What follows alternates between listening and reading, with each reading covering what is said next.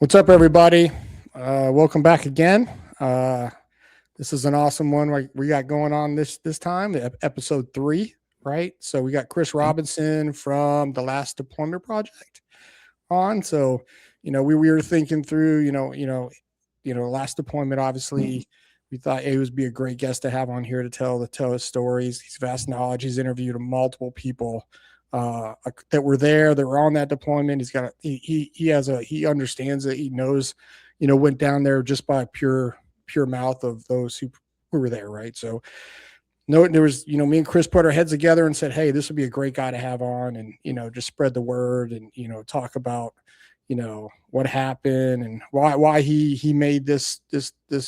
So what is this like? It's like a nonprofit. Is that what you're classifying it as, the last deployment? What would it be considered, Chris? As of right now, it's on its way to being a nonprofit, but generally speaking, it's a oral history project. So just oral history versus regular history. Oral history, you get your information, you're citing your sources that are living, breathing sources, people actually who lived through whatever event it is that you're researching, to tell you what they saw, what they felt, what they experienced going through, leading up to, during, and after the event in question. So obviously for the Last Deployment Project, that is the last deployment of U.S. forces to Afghanistan, that final year, 2020 going into 2021, resulting in the evacuation from Kabul in August of 2021. So, yeah. How many service members do you think you've interviewed in the past, you would say? I think now I'm at 82, I think. Jeez. Yeah. Cool. Yeah, man. If you can just run down, just tell, anybody that's out there that watching, like, hey, a little bit about, who you are. I know you were a Marine, simplify. Just tell us a little bit how you got from doing that to, a little bit back your background to why you've started this, if you could, if you don't mind. Like starting from like me being in the Marine Corps and then going. No, just you're a little bit of back, like, hey, what you did. Yeah, when you're in the Marine Corps, whatever. Where you from? Who is Chris Robinson? Yeah. I mean, Jerry and I have talked to you, right? So for our listeners out there, Jerry and I have obviously. We were part of the last deployment to Afghanistan, so that's our tie-in to Chris Robinson. But tell our listeners who have maybe never heard of you, who are you? Yeah, so Chris Robinson. I was born in South Louisiana way back when in the 90s. I joined up with the Marine Corps in 2016. Technically, I signed the papers in 2015, but I was in my last year of college. So I wanted to finish that before I went in, and I did. I graduated on a Saturday. I was in Parris Island on a Tuesday, that following Tuesday. East Coast Marine sometimes. Rip that Band-Aid off, man. Yeah. Pretty much. I thought about it at the time, and I was like, oh, I've had enough freedom. I've had enough time to do it as I want to do. Just want to jump into it, which I kind of regretted the first couple weeks on the island. It is what it is at that point. I just went through the training cycle, became a 0352 anti-tank infantry, anti-tank missileman. Got assigned to 2nd Line Armored Reconnaissance Battalion in Camp Lejeune. I was with Delta Company. We got moved to Alpha, then back to Delta. Delta got deactivated, and they ended up with Charlie Company. Finished out my deployed with Charlie Company, ended my time with Charlie Company. I got out in April of 2020 on terminal leave. Basically used whatever leave days I had left to get out just a little bit early, go into the world. Immediately went back to school to my old alma mater that I got my previous degree from, Southeastern Louisiana University, pursued a master's in history. And coming up to my last year of that program, I went the thesis route, so I had to write a thesis on something. And originally, I didn't want to do anything that was any kind of military related. I didn't want to be that military veteran who gets out, goes to school, and then becomes a military historian. That for whatever reason, that just felt really cliche to me.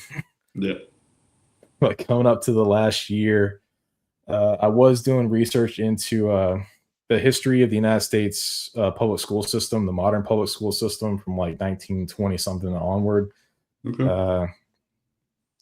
As passionate as I was about that, and as interesting as that was to a degree, I got bored with it really quick, and I'm like, is this really what I want to do? Is what I want to be known for going forward? And I decided not, and actually got a tip from my mother, who something she was looking at, this job popped up for a oral historian at a air base over in Alabama, to basically airmen deploy, they come back, they sit down with an oral historian who interviews them, records like everything they got to say about that deployment they were just on.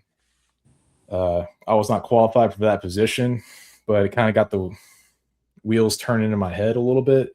Like, well, what if because I had heard about oral history in the program leading up to that, but I didn't really know much of anything about it. So I went and talked to one of my professors who I was had a pretty good relationship with. He was also a former Marine, Dr. Keith Finley. He had been a Marine from like, he hit the sweet, he was in during the sweet spot. He was 0311 rifleman in that sweet spot between Desert Storm and 2001. So he got out in like 98, I think. It's like 94 to 98. Just the right spot to like not deploy. Yeah. But he had done oral history work with Dr. Sam Hyde, who's a pretty notable historian in this area. He did a lot of oral history work, is basically wrote the book about the history of South Louisiana. And so he gave me some pointers, some tips, and like told him like kind of what I was thinking, which I was thinking of like interviewing guys who had just deployed to Kabul in 2021 for the withdrawal, because I knew a bunch of guys who had done that. And he's like, yeah, it sounds like a great idea. If you can get them on the hook, sit down and talk to you, then it sounds like a great project to start. So that's how it kind of got started. I did 10 initial interviews that became part of the thesis. How did you break into that? Like, how did you get into like, did you just email a random guy, be like, hey man, like, I'll sit down and have an interview, or like how do you start something like that with a bunch of cats who just came back from Afghanistan, right? Like, how do you do that? How do you break the ice on that one? Well, thankfully I knew a lot of them. Of the 10 interviews that I did, 7 of them I had served with. I knew personally. Oh, okay. Yeah. There you So go. I basically just sent some texts out being like, hey, I know you deployed last year.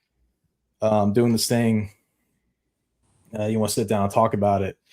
And thankfully, most of them were like, yeah, I'll sit down and talk about it for a while. And I did my first interview on October 29th or October 20 something of 2022. That was the first interview that I did. And it was about 2 hours, maybe a little bit under. I was just kind of feeling things out, and I wasn't really sure what I was doing, but it was a pretty good interview with Corey Schneider. He had deployed with 1st Battalion, 8th Marines for the evacuation. Spent most of his time over Eastgate. He was part of the combined anti-armor team for 1-8, the cap platoon. And he was actually the junior Marine of one of what had been one of my junior Marines who I deployed, who I interviewed not too long after that, Greg Whalen and Mike Lannon, who I also interviewed later. And they were all great interviews. And yeah, I got 10 of them, did a bunch of research besides that. And I wrote my thesis that spring going into 2023. And altogether, it was like 176 pages. That's including everything, including like all the other extra information you got, including all that. But like, just the body of the work itself is like 166 pages of like just me writing this thing out and trying to make sense out of the interviews that I've done, as well as all the books that I read going into that, and everything else. And then once I did that, published it, graduated, I just kept going with it, basically, and to where I am now. You said you had to read some books leading, or you did. Maybe you didn't have to, but you did. I'm curious, what were you reading in order to prepare yourself? Is it just on like the intricacies of doing an oral history, or was it about Afghanistan, or what? Because you mentioned, sorry, it's kind of a two-parter. I apologize. You said you were deployed, but I think if I remember correctly, you went to Iraq. Is that correct? Almost made it to Iraq. We ended up, the farthest we got was Camp Beer in Kuwait. Okay. About 30 miles short of the Iraq border. But yeah, I deployed from December 2018 to July 2019 Okay. as part of the 22nd MU. 7 months. We were on ship almost the entire time. We got off for, I think, about 3 weeks or so in Oman to do some training, which is honestly pretty good. There's a story there. There's a couple stories there. Some not so good stuff that happened while we were there. Please enlighten us. I've never been to Oman.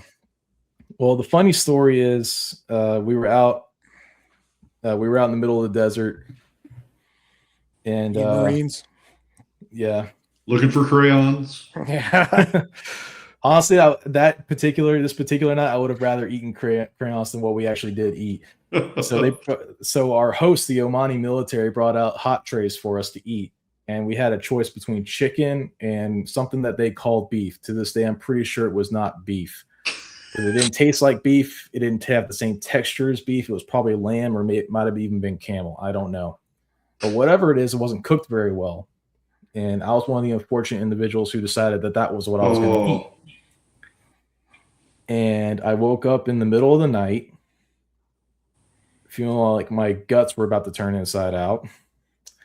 But I had to get out of my sleeping bag, out of my bug net, and get my pants on, grab my weapon, and then I had to kind of walk to this one porta potty that was in the middle of the open, in the middle of this valley. It was like so far away from where we were sleeping. Like it was like 4 times the distance that needed to be away from us for our sleeping area. And I barely made it before everything happened, and it was not a good night. I mean, let's all be honest. We've all had that moment. Mine happened in Grafenberg, Germany. Or sorry, no, it was Hohenfels. I was a brigade planner for the 173rd, getting ready to go to Afghanistan in 2006. And I had eaten something at the DFAC. I don't even remember what it was at this point. But it got me, and it got me hard. And we're staying, luckily, in some barracks because we're running through basically a CPX while the rest of the brigade's training. So we had to be close to hard stand buildings. Yeah, I can safely say I barely made it to the bathroom that day. It was horrible, absolutely horrible. Yeah, it's hard to sit down and eat with those guys too, because sometimes you're just like, man, I don't want to turn them down, or I don't want to be disrespectful. Like, I mean, during that last deployment, me and Chris got invited to a couple of those things, and with an organization, and they're Afghans, man, and I'm like, what are we gonna do? I'm gonna get so and I had a bad stomach anyway. Yeah, so. Because your stomach was all messed up from your surgeries and shit. Yeah, so I had like, dude, I had a gallbladder removal. So I'm like, right before I left for Afghanistan, I'm like, dude, I'm gonna. I kept checking on you, make sure you're gonna shit yourself. How do I tell these guys I don't want to eat this? It doesn't look good. Oh yeah. There was a few other guys that had made the same mistake that I did, and I don't think they even tried to make it to the porta potty. They just, because like we were sleeping right next to this like little hill of rocks basically, and they just went to the other side of the hill and found a rock and just let it go. They didn't make it as far as I did, but I was trying not to be nasty. I wanted to get to the porta potty and at least suffer in some kind of comfort. Civilians just won't understand, man. They just won't understand that. Like it just, I had one of those moments that you have, speaking of porta potties, right? That it's not entirely unique to the military. I mean, there are porta potties here, right, and stuff like that. But I was telling Jerry when we were catching up at the beginning of this that I was down in Virginia for my son's soccer tournament, so all weekend. It's huge soccer tournament, so it's nationwide. So we got teams from all over the place there, and their internal facilities just aren't enough. So they've got portalets set up. And the last day we were there, I didn't tell you this, Jerry, but the last day we were there, the shitter truck had pulled up and was cleaning it, and you know that smell, right? Mm, And the minute I walked by, I was like, yeah. Afghanistan. Yeah. Yeah. Yeah. It's crazy. Just brought me right back. Yeah. Yeah. Cool. I just imagine too, because like we had like a little OP set up just for like a little bit of security up on this other small hill. It's like we had a hill that we were sleeping next to, and there was another small hill about like had to have been like 500 or so, maybe not that far, about 500 or so meters away. That we had two guys on guard duty with the live rounds just sitting there rotating duty. And it was a full moon that night, so it might as well, in full moon in the desert, it might as well be daytime. You can see everything. And I just imagine them looking down and seeing me waddle my butt all the way to this one little porta potty that's smack dab in the middle between these two hills in the middle of nothing. Yeah. That story will live with you forever. Yeah. And now it's on record. So there you go. Yeah. Now it's on record. But yeah, so you got to do a deployment there to Oman, did some good training, ate some questionable meat product stuff, and then you go back. You end up getting your master's degree and kind of getting into oral history, right? And so you're doing your first take on that, talking with some Marine buddies that you reached out to. What prep can you kind of walk us through? I'm curious, having gone through and written a couple different theses. What prep did you do trying to go into that to do better with what you were writing? Really initially, because it was kind of like it was a very quick shift, a very quick decision. So initially there wasn't a whole lot of prep, but thankfully, as far as like some of the equipment things go, like honestly, I got a laptop that I could do with a camera. My wife had bought me a microphone that I still use to this day about a year or so before, when we were playing around with doing some recording stuff just for ourselves. Dr.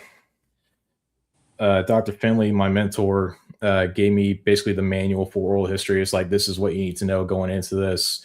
This is any paperwork you need. This is what you need. What questions to ask, how to ask them, which even to this day, generally speaking, I kind of go off the flag. I have like a very general list of questions that I try to ask. But one thing that he said, and that I've always tried to, like, you have to be a good oral historian, you have to like find your own style, like how you want to go about this and how you want to do it. And the style that I basically chose from the very beginning, especially since a lot of the guys that I was talking to, I had known personally at one point, is just very conversational, very back and forth, versus like some oral historians will be like, ask a question, give answer, ask another question, give another answer. Well, I go back and forth with how I did with hopefully I did well with the two of you and all the other people that I've interviewed. Just like ask question, gives answer, give a little something more. Well, with regards to that situation, he'll tell a story. Maybe I'll tell a story if I feel like I got something kind of relevant. Obviously, I didn't deploy in 2021. I got out in 2020, but just like military guys telling military stories, like everyday kind of stuff, kind of what we just went over with the porta potty. Yeah. Just it's really those, it's really those kind of stories. It's those little stories that I try to really bring out of guys. Chris, how do you balance the emotions though, right? Like, yeah, I know you've probably been through a couple of these interviews just because it's, it's sensitive, right? It's a sensitive thing. I know some of our polar bears, man, they're upset at certain things or pissed off about certain things. Yep. And sometimes I think like it's just, the stuff that you hear some anger, you hear some emotion part of it. How do you deal with that as someone that, does this all the time? I mean, you obviously know how to manage it, and I guess you just let them speak. But it's just hearing it. I know some guys see it and they're like, hey, this is my chance just to open up to stuff that I don't I don't say it's political or not, whatever you want to say, but I think it's more of on the ground kind of shit. But how do you deal with that? How do you deal with the emotions of all these things that you see, like how for the interviews? Yeah, the very first person that ever even asked me that was she was an 11 Bravo, Sergeant Melissa Hernandez with 1st Battalion 504, part of the 82nd Brigade that went in. Mm-hmm. And she had asked me that question. That was literally the first time that I really thought about it, because I think it's just like military nature. It's like, unless the emotion is completely overwhelming, you kind of just like push it to the side a little bit, and you don't, not gonna say you don't recognize it. You just see it as like not necessary. You just don't worry about it until much, much later. Mm-hmm. But she asked me that question or in a similar way. And I mean, I don't think, especially all the negative emotions that I come across, I don't think I really let it affect me much at all. But I mean, as far as like anger goes, I don't get that a whole lot. Mm-hmm. I really don't. I get frustration sometimes, and I kind of just, when I get anger and frustration, I don't brush it off. I'm not going to say I don't affirm it necessarily. I kind of just, if I have the knowledge from doing other interviews or doing other research, I kind of give a broader view. I'm like, yeah, you're frustrated. This was going on. This was going on at the same time. Or I kind of like, I'll tell another story from somebody else that I interviewed who went through something similar. And I hope that by sharing that story with them, if they're being frustrated or being upset about something, I can show them, it's like, hey, this frustration, other folks get it. They went through the same thing. They went through the same anger, the same frustration. And yeah, the whole not alone piece, like you just said, that's the biggest thing to me when I first started doing the interviews. And what I hope to do with the nonprofit piece is that I want the guys who deployed to, and especially those guys who ended up in HKI for any amount of time, to understand that they know when they were there, they weren't by themselves, because they could physically look around and see their brothers and sisters to left and right of them. They could reach out and touch them. They could talk to them, this, that, and the other. But once you come back from deployment and you start going from this unit to this unit, or getting out of the military, or going from Army to the Marines, or Marines to the Army, or whatever, moving on with life, and they're not right there with you anymore, it's a very isolating feeling. You feel forgotten. Yeah. And it's something that I struggled with a lot just when I got out in 2020. Yeah. Now, I distracted myself by going right back into school, keeping myself busy. But I had a very rough transition out of the military, looking back on it in hindsight, for the first year plus. Yeah, I'm not afraid to admit it. I mean, I had a couple times where, I don't know how else to describe it, other than I did have like a couple mental breakdowns.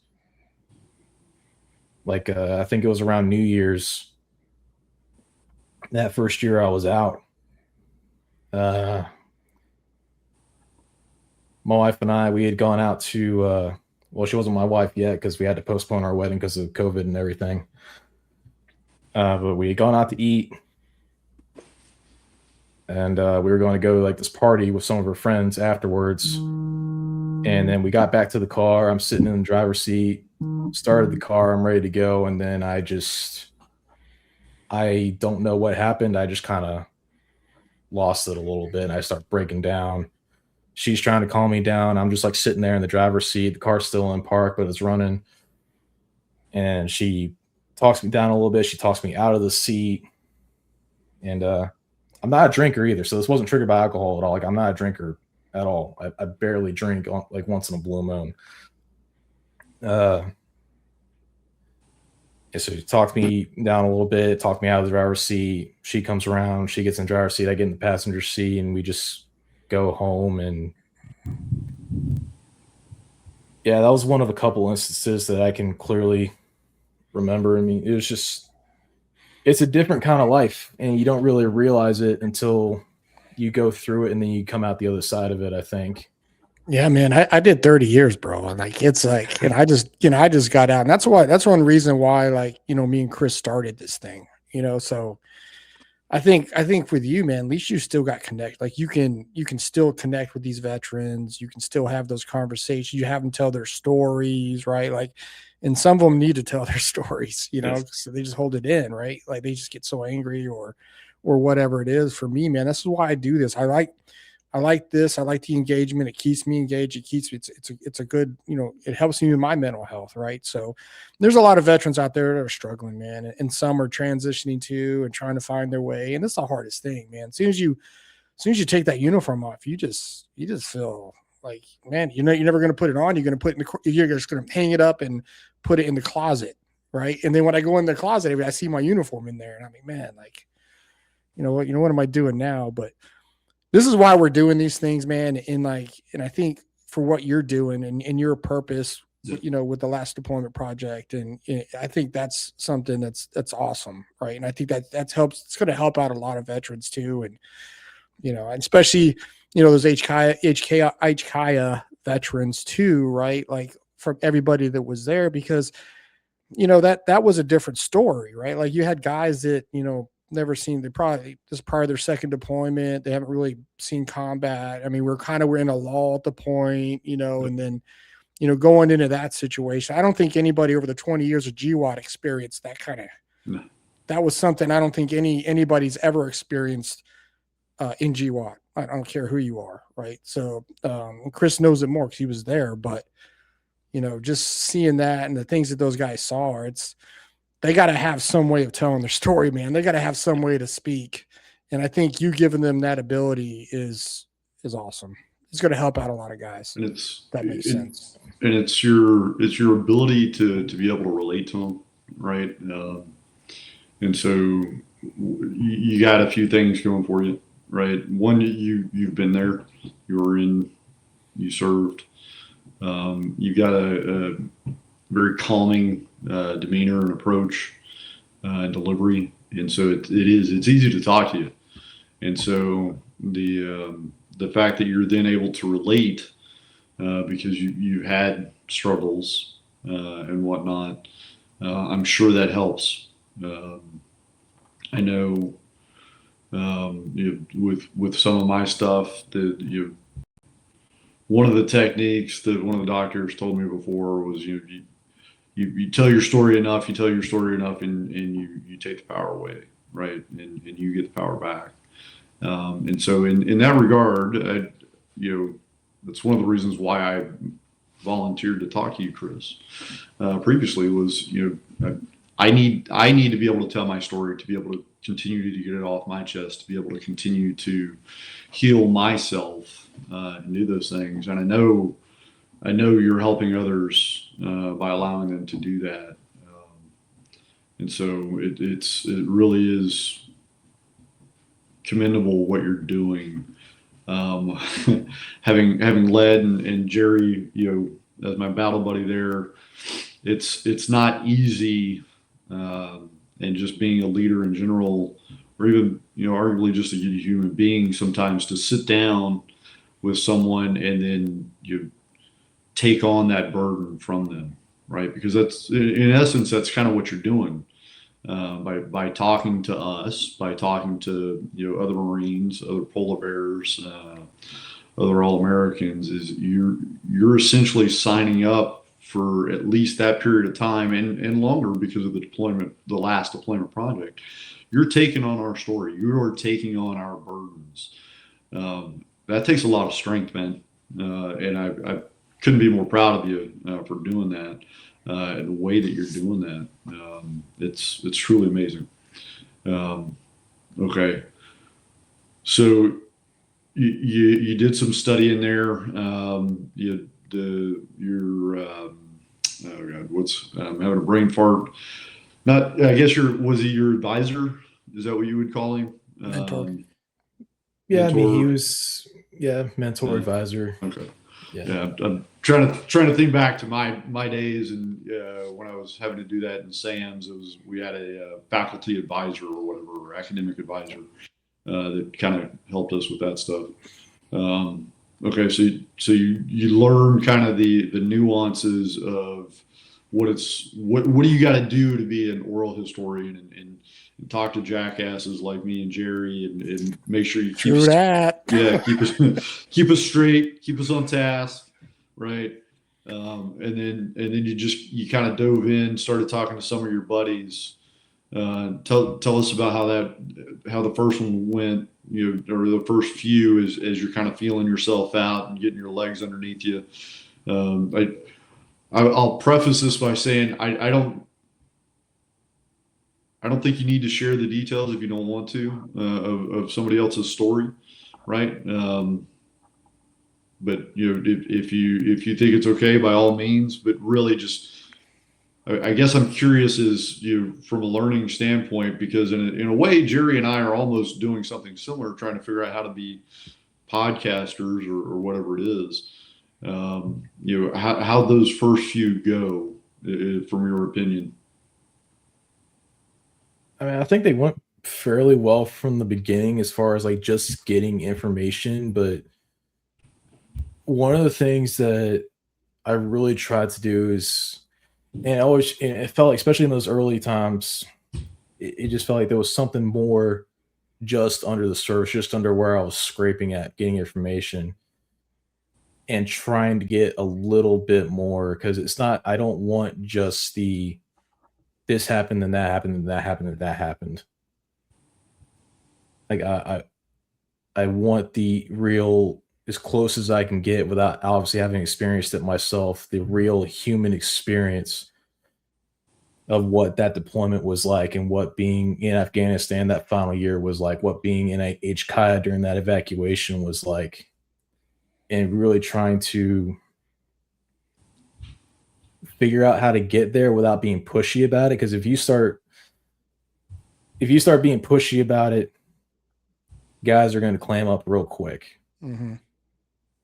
And about a year or so before I started doing this, I had been interviewed myself about my military experience by one of my other professors, who by the end of everything I didn't really get along with very well, unfortunately.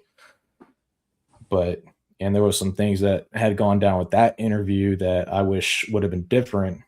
And so something I try to do with, hopefully with my entire life, with all my life as a whole, but especially with this, that I try to do is whatever negative experience I have, I take that, learn from it, and then apply whatever, try to come up with a solution and apply it forward. So I decided very quickly, like, I'm not gonna have a time limit. Nobody's gonna have a time limit. They're gonna talk for as long as they want to talk. Mm-hmm. We're going to talk about whatever they want to talk. If we get completely off topic talking about something else, fine, just let them ride, and we'll get back to it when we get back to it. And just don't try to interrupt anybody, which I feel like I did sometimes in the beginning, either because I was trying to keep them on track when I should have just, like I just said, let them ride, or I felt like I was looking for some specific piece of information, I just wasn't getting it. But if someone doesn't have the information, they don't have the information. If they don't remember something, they don't remember something. You can't fix that. Mm-hmm. And there's no point in you trying to force the issue, trying to fix that. It's like, well, if you think about this, does it jog your memory about this or such and such? And it's like, you can't play those kind of games, in my opinion. At least I don't want to play those kind of games. It's like, either you got it or you don't got it. You remember it or you don't remember it. If you don't remember it, that's fine. Memory is fallible. Memory is finite. As we go through our lives, we forget things. I mean, coming up on now, we're like 5 years removed from all this, and that doesn't, in the grand scheme of things, doesn't seem like a long time, but that can be a long time. I mean, just interviews that I was doing last year back in 2024, just being a couple of years removed. Memory was, there was just some things that I was like, oh, this is a big moment. There's no way you don't have some kind of memory about that. I was like, no, I just don't remember. I'm like, all right. Yeah.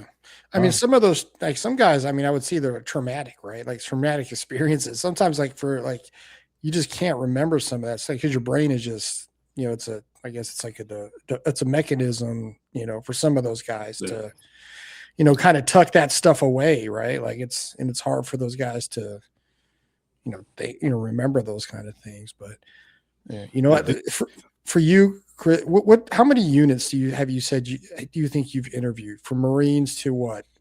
How many? I know you got our guys, Polar Bears, you got the Marines, you got the 82nd. Yeah, like what other? 1A, 2-1. I got, just talking about just the battalions. Yeah, just I mean, just the units. Yeah, I've interviewed at least one person from 1504, 2504, 2501, 319th, 18, 2. I've only interviewed 2 guys from 21. Talking about breaking into things that they've been extremely hard to break into. Understandably so when you consider August 26th. I don't blame them for that at all. Obviously 431 Polar Bears. Just earlier this year, finally talked to one guy from 230, ACO 230 specifically. Are these guys, is it a different ranks? Is it pretty much lower listed? Did you talk to any, you know, higher ups or commander? I mean, obviously Chris. Yeah. But like, who else? What other is it? I mean, it's good hearing the young kid's story because sometimes their stories are they're the true statements, right? So yeah, so far I've talking about on the high end, 2 lieutenant colonels, including yourself, sir. 3 sergeant majors, including yourself. Yeah. And most of the other ones I've talked to, at least on the Army side, I've talked to a handful of E8s, especially on the Army side, because Army rank structure and the way everything's organized around the ranks is just different from the Marine side. Yeah, totally different. And a few staff sergeants from the Marine side, including my former platoon sergeant, who ended up on that deployment. And again, just talking about breaking into things, he had told me when I contacted him about doing an interview, it's like, if you had asked me 6 months before, I would have told you to go pound sand. I'm like, yeah, I get that. Yeah, because I don't think there's Sorry, Chris, go ahead. Sorry about that. Okay, but yeah, pretty much all the rest of them have been E5 and below, which when I started out trying to find like what's the scope, like I can't just do, especially for the thesis, I can't just do everything. I have to focus somewhere. Yeah. So when I initially first started, I was just going to do guys from my old company, Charlie Company, 2nd Line Armored Reconnaissance Battalion, who ended up on that deployment with the 24th MU attached to 1-8. I was just going to do stuff with them. That very quickly expanded to doing 1-8 in the MU as a whole, and it's just expanded from there. Now I'm trying to get anybody that I can. But yeah, mostly lower enlisted. I've talked to one Afghan civilian who attempted to get in through Abbey Gate, but he wasn't successful. He got out later through Pakistan. Oh wow. How were you able to get in touch with him? Just curious. I forget who got me in touch. I forget specifically who got me in touch with him, or I think he actually contacted me on through one of my social media accounts. Okay. And yeah, so I sat down and talked to him twice. His story was really interesting because he tried to get through Abbey Gate. I think he attempted to make it through the gate with his family twice. Was not successful. The Taliban checkpoint was just too strong. There's too many people. He just couldn't get close to the gate. Gets stuck in Kabul post evacuation. Actually gets hemmed up by the Taliban for a few days. Gets beaten, questioned, tortured, but thankfully they end up letting him go. Makes the dangerous run to Pakistan. sits there for a long time, but he's in the U.S. now. He's still got some extended family over in Afghanistan that I know of, that at least according to the last time I talked to him, that they're still in Afghanistan. So I'm not going to say his name or anything like that. Yeah, of course. But him and his immediate family are in the U.S. now, and they're doing pretty well. That's good. And I've talked to a contractor who was at the Baron Hotel right across the street from Abbey Gate, he was a really interesting case because he had been with the British military for about 20 years and then got out of the British military in the 90s and has basically been a contractor for the entire GWAT. From like 2000 up until that's he's some money. Been to Iraq, Afghanistan. He's been everywhere. He was very interesting to talk to. Actually, it was funny because when I was talking to him, he was already on another job in Baghdad. Oh, wow. So that was fun. Okay. Logistically, that was a fun one to do.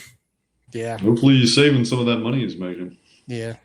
Yeah. Hey, so in the end, like what is your end state for that? Like, what do you like? I don't know if you mentioned in the beginning, like what is your end state for this to go? Is it in a book? Is it somewhere that the public will be able to hear all this? Like what is the end state for the last deployment project?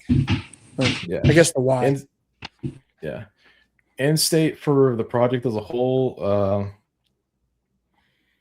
Eventually we do have a deadline, but eventually everything that we have that the project collects will be shared with the National Archives and or the Library of Congress through their veteran program, veteran history program. With the project, I'm currently in the process of trying to make a website that's basically going to serve as an archive for all of these stories. That'll be free. I don't want to put anything behind a paywall, at least not right now. I don't want to. But those are decisions between me and the rest of the board that I've come up with. As far as like the interviews go, make that be free and easily accessible and hopefully easily navigable. I'm still working on that for the public. And one thing I want to do kind of in perpetuity, hopefully, is with the whole nonprofit piece as well, as I want to try to organize and or sponsor veteran reunions, unit reunions, like say we want to do a polar bear reunion next year or the year after, get a bunch of polar bears together or get a bunch of guys from 1-8 together or 2-1 or so on and so forth. And maybe 1 year, I don't know if I should be talking about this or not because this is way in the future. This is planned. This is not planned at all. This is just me bouncing ideas around in my own head. But I think for like the 10-year anniversary, I would love to get one mass reunion, just everybody who was deployed during that year, get them all together, and I'll just have a party. Yeah, I think it'd be good for you, man. Because, dude, it's seeing, I know our guys, like our guys that went to HKIA and obviously know what they dealt with for the first couple of days there. And Chris was there, as commander on ground. But like, just, you got to get their story out, man. It's important. I know to me, I don't want to bring politics a little bit into it, but there's a politics thing to this, and we're trying to keep that divided, especially the stories of, our warriors that were on the ground and did that stuff. And, the things that they did, the stuff that they saw, the stuff that they went through, like just getting that out, man, because I think right now there's such a huge, political overshadow of this event, that like doing stuff like this helps these guys because they want their story told, man. One, it's anger, and two, it's, just saying, hey, what we went through is something that's never happened in a long time. Right. So it's incredible. Yeah, I mean, it's if I can real quick, it's one of those things that, I think a lot of people in our society right now would be okay just kind of sweep it in under the rug, right? Because it's a black eye, whatever however they want to feel about it. But at the end of the day, you had soldiers, Marine, airmen, seamen on the ground doing what their leaders told them to do, and trying to accomplish a mission. And they shouldn't be swept under the rug or forgotten just because that's what they were told to do, and it didn't turn out the way that somebody thought it was going to turn out. And you and I have talked about that, Chris, at nauseum. That I mean, I was picking up my laundry 24 hours before, thinking I was flying in 24 hours, and then next thing you know, I'm not flying. Right?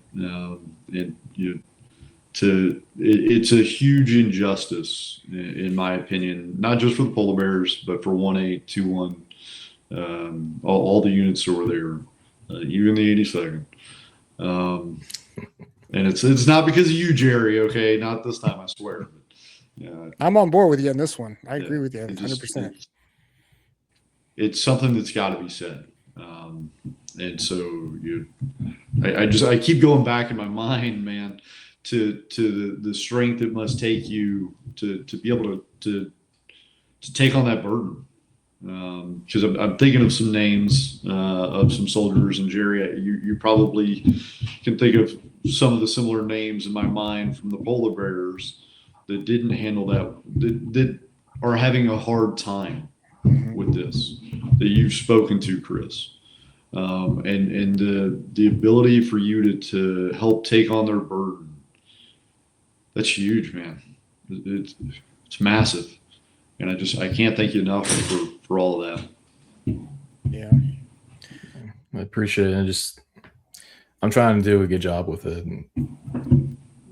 I think you are. I think you do a good job, Chris, man, because, just like for us with the polar bears, man, we did just telling up to the beginning of that whole thing. No one thought we were going to be in that situation, at HKI at the end. It was a logistical fight from the beginning, the first couple months, breaking down these bases, tearing things down, pulling security, filling sandbags. Oh, some polar bears were shitting in like bags, and you and I were just worried about not getting COVID on our base. Yeah, like different bases handled the breakdown better than others. I was worried about not hanging up on a 4-star in a VTC. Yeah, you did, General Miller. But yeah, man. So like, just seeing that and the amount of work that our guys, I can speak from the polar bears perspective, put into that, and breaking down all the bases, and then flying out of Camp Dwyer at 02 in the morning, with one element going off into history and the other one going back to freaking roast in Kuwait until we had no idea what was going on. Right. So like, again, one of the hardest deployments I think I've ever been on when it comes to communication. But it just, we didn't, going from not knowing anything to, Chris is up where he's got, he's at HKI. We're sitting, communicating. Hey, what are we doing? Are we going back up north, or, what's happening and then all the other units rolled in, and it turned into this, and the airfield incident, and the swarm of mass bodies that overran the place. It's just no one could have ever predicted that. I don't think. It's incredible. Like, it's just, I don't know. This is a story. It's just a crazy story, man. So it needs to be told. So. And I'm just glad a lot of guys now from Alpha and Charlie Company 1-8 plus Charlie Company 431 and the Delta Company detachment that was there, and then the couple of guys that got in on the planes from the 82nd told that story. And I spent a lot of time writing about and looking into August 15th and 16th. Those are two really critical days. If things went just a little bit worse, the evacuation never would have happened. Can you tell us about August, those days, so the viewers know what you're talking about, if you don't mind? Yeah, so August 12th, the call goes out that more troops are getting sent in. August 13th, the first Marines arrive. Obviously, Chris and the rest of Charlie Company and Delta Company 431, you guys have been on the ground already since beginning of July, end of June, beginning of July. And at least from, I can't remember if you, sir, said specifically or all the other guys from Charlie Company did, that you were finally scheduled for like a no shit fly out day of like August 16th. Yep. Like, you're flying out August 16th. This is the day. One of the things, sorry, that I will never forget is literally the day that it happened. I had just picked up my laundry and taken it back to my hooch because that was the last set of clean drawers I was going to have in Afghanistan because I was flying in 24 hours. I mean, literally the next day they had finally said, "Okay, Chris, polar bears, you may go home, have fun, go forth and do great things." Yeah, 24 hours. And then around a little after noon on the 15th, the shots start getting fired. Taliban's on the outskirts of the city, some elements of the Taliban or who knows what moving into the city, and then just goes from there. Marines get shot at, polar bears get shot at. As the day turns into night, there's more shooting, more civilians coming over the wire because most of the Afghan security forces are just up and left their post. I did hear from I think he was sorry, Luke, if I'm screwing this up for you, but Luke Lashad, I think he was a specialist at the time. Robichaud? He ended up last name Lashad. Oh, Lashad. He was a forward observer. Originally attached to Delta Company and then got folded into Charlie. Yeah. He said there were two guys over by the gate that he got sent to when that initial dispersal happened, to like sending the polar bears to the four corners of HKIA to try to secure everything. There was two Afghan soldiers there who said, "If you guys are staying, we're staying," and everybody else had up and left. And they saw the weapons lying on the ground, the uniforms lying on the ground. Taliban start rolling up to the gates, seeing what's going on. Civilians are pouring through. I got video footage from one of the snipers, Sergeant Seal, with his GoPro, of being on one of the planes at Apron 8. And civilians have already moved, just moved on in because the ramp was down, just moving on in.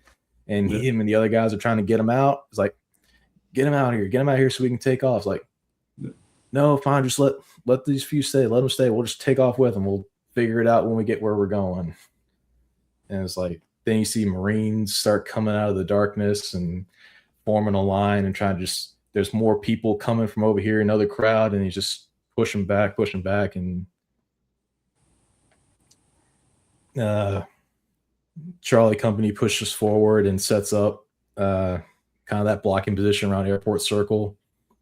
Get into some kinetic fights there with presumed Taliban. None of the guys said straight up that they were Taliban, but because obviously Taliban don't wear uniforms, but there were guys with guns and they weren't friendly. Yeah. And then tried to hold the line. There. 2:30 comes in from the embassy. They don't get to the Airport Circle in time, overrun, and then Charlie Company gets overrun, pushed back to the other side, reestablish the line for a little bit with the Marines and some of the guys from the 82nd far on the western side. But just thousands, potentially like 10. I always forget what the estimate is, but it's like 6,000 to 7,000 people against like maybe 300 or 400 guys by that time on the line. Yeah, I think you're safer at the 300 level with that. And one of those tipping points you talk about there that I want to highlight is the airport traffic circle. Because at this point I've got Kelly out there, then First Sergeant Kelly, now retired. Incredible job, by the way. He's out there trying to hold the line. And he's talking to me on the net, and I'm trying to get reinforcements out there. He's like, "Sir, if you can just give me reinforcements, I can hold it." I know you can. I know you can. And then, yeah, I just remember we were having trouble getting 230 over there. 230 couldn't get there. And so at that point, I've got Kelly, who's he's just such a fucking good soldier. Like, sir, I can do this if you get me the people. Yeah. And I'm basically arguing with him like, brother, there's no help coming. I need you to get back now. Like, otherwise you're going to get overrun and just wiped off the face of the earth. And luckily, because it possibly could, if we could have gotten 230 there, or maybe some of the Marines there, could that have changed some of that? I don't know. Because at that point there were holes all over the fucking base, right? Yeah, I know the position you're talking about. The northwest corner was one of them, where there was a gate over on the northwest corner. It was out behind the old OGA compound, and where the special forces guys were.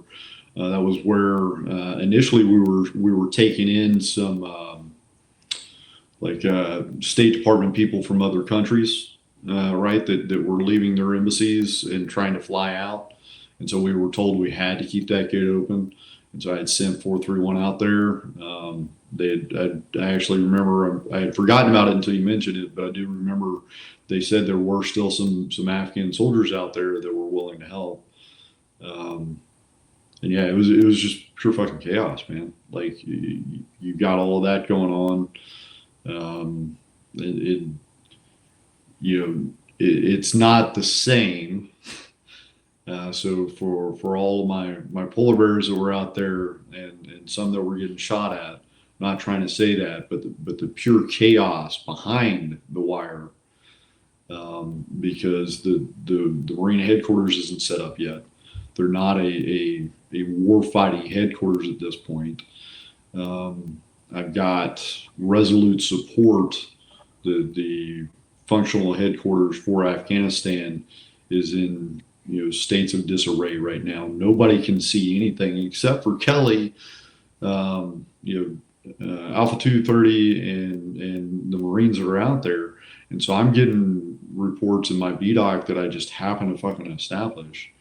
And I'm trying to, brother, I don't know if I told you this, Jerry, like I'm sprinting back and forth. Oh, by the way, I mean, I still have to get my hip replaced. Nobody knows about that, right? Mm-hmm. And so, yeah, I mean, I'm beating the path back and forth trying to relay information, because at this point the Marine headquarters doesn't even have radios up, I don't believe. That I am literally relaying, this is what's going on, sir. And yeah, it was. I think it's an incredible, like, I got to give shout out to the snipers and everybody, Delta Company, Sergeant Maynard, Kelly, all those guys that were there. Like, we picked those guys to go there for a reason, because I think the hard cap that we had, that we had to go, how many bodies were we allowed to take, sir? Like 120. I mean, still to this day, I don't understand why, we didn't pull the rest of the battalion into the fight, but it's not it's a way above my purview of things. But a whole different story I'd love to have with you. Probably not appropriate. Yeah, I know it's probably not appropriate, but to me, it's I don't know, man. But I think, I just want to give a shout out to those guys, because, I'm super proud of what they did that day. And, just the fucking pride and, the bravery and, stuff like that. And to them, it probably didn't mean it. They're just doing it for each other at that point. Right. So, but good group of guys, good NCOs and officers that are out there. If they were going to put anybody there, I'd be those guys. So, but I don't know. Yeah. I mean, it was incredible. They held the line for as long as they did. And according to the footage that SEAL sent me, it looked like they, as a way to relieve pressure, they were trying to funnel the crowd kind of to the right and away from the airport. A bunch of Afghans started getting wise, and obviously you had some civilians in there who had blue passports, or a passport for this country or that country, and they were trying to stop the soldier and be like, hey, I have this paperwork, can I get in? And they get tangled up with that, and like a few, especially the young men, try to take advantage of that, and they start bum rushing the line, and you got like so much dispersion between all the soldiers. Once they see a handful of people get through, the rest of the crowd is like, oh, they can get through. We can get through. They're not going to shoot us. Americans don't do that. Taliban will. They're right behind us, shooting at us with machine guns. So just bum rushed, and then everything that happened on the 16th happened. Like that breach happened about 30 minutes to an hour later. There's a breach at Abbey Gate where a handful of Charlie Company Marines are at. And then on the north side of the airport, there where the 82nd is just still filing in, there's another breach on the very north side of the smaller gate that they got to try to plug or at least put a stopper on. So there's breaches all over the place. Yeah. Did that roll into the C-17 incident? Was that the same day? That happened on the 16th as well. And yeah. That was an interesting one to talk to everybody about who was there that day, because it was, for every person that I've talked to about that specific incident who was there that day, it was like everything, literally everything stopped. The crowd stopped pushing. They stopped. The fighting stopped. Everybody just went and looked at that aircraft. Yeah. And some guys tell me the Afghans started cheering because they see these bunch of young men trying to jump on there. And there was one guy I talked to, he said one of his soldiers was running alongside the aircraft trying to pull those guys off or something.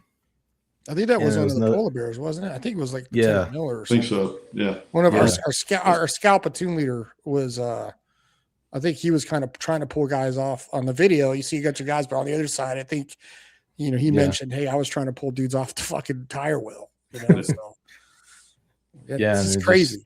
It's insane. It just like went from like everything sitting, holding still. Some of the Afghans are cheering, and then the bodies start falling, and then cheering stops, the screaming starts, and then as the plane disappears in the distance, everything just resumes. They start pushing again, and just whole mess until more guys get there. The line gets a little more firm. Some Afghan special forces commando unit shows up, help out. And I get mixed reports about this all the time, including from talking to you, sir, just if the Taliban was on the airport or not. And part of me thinks like the Taliban was definitely on the airport somewhere doing something while y'all were dealing with that crowd. So, I mean, there were reports that there were Taliban mingled in small numbers in the civilian crowd. But really, what ended up happening was it was the one of the numbered units of the ones that worked with Jerry and I down there at Dwyer. They finally got released and were able to get flown over to HKIA.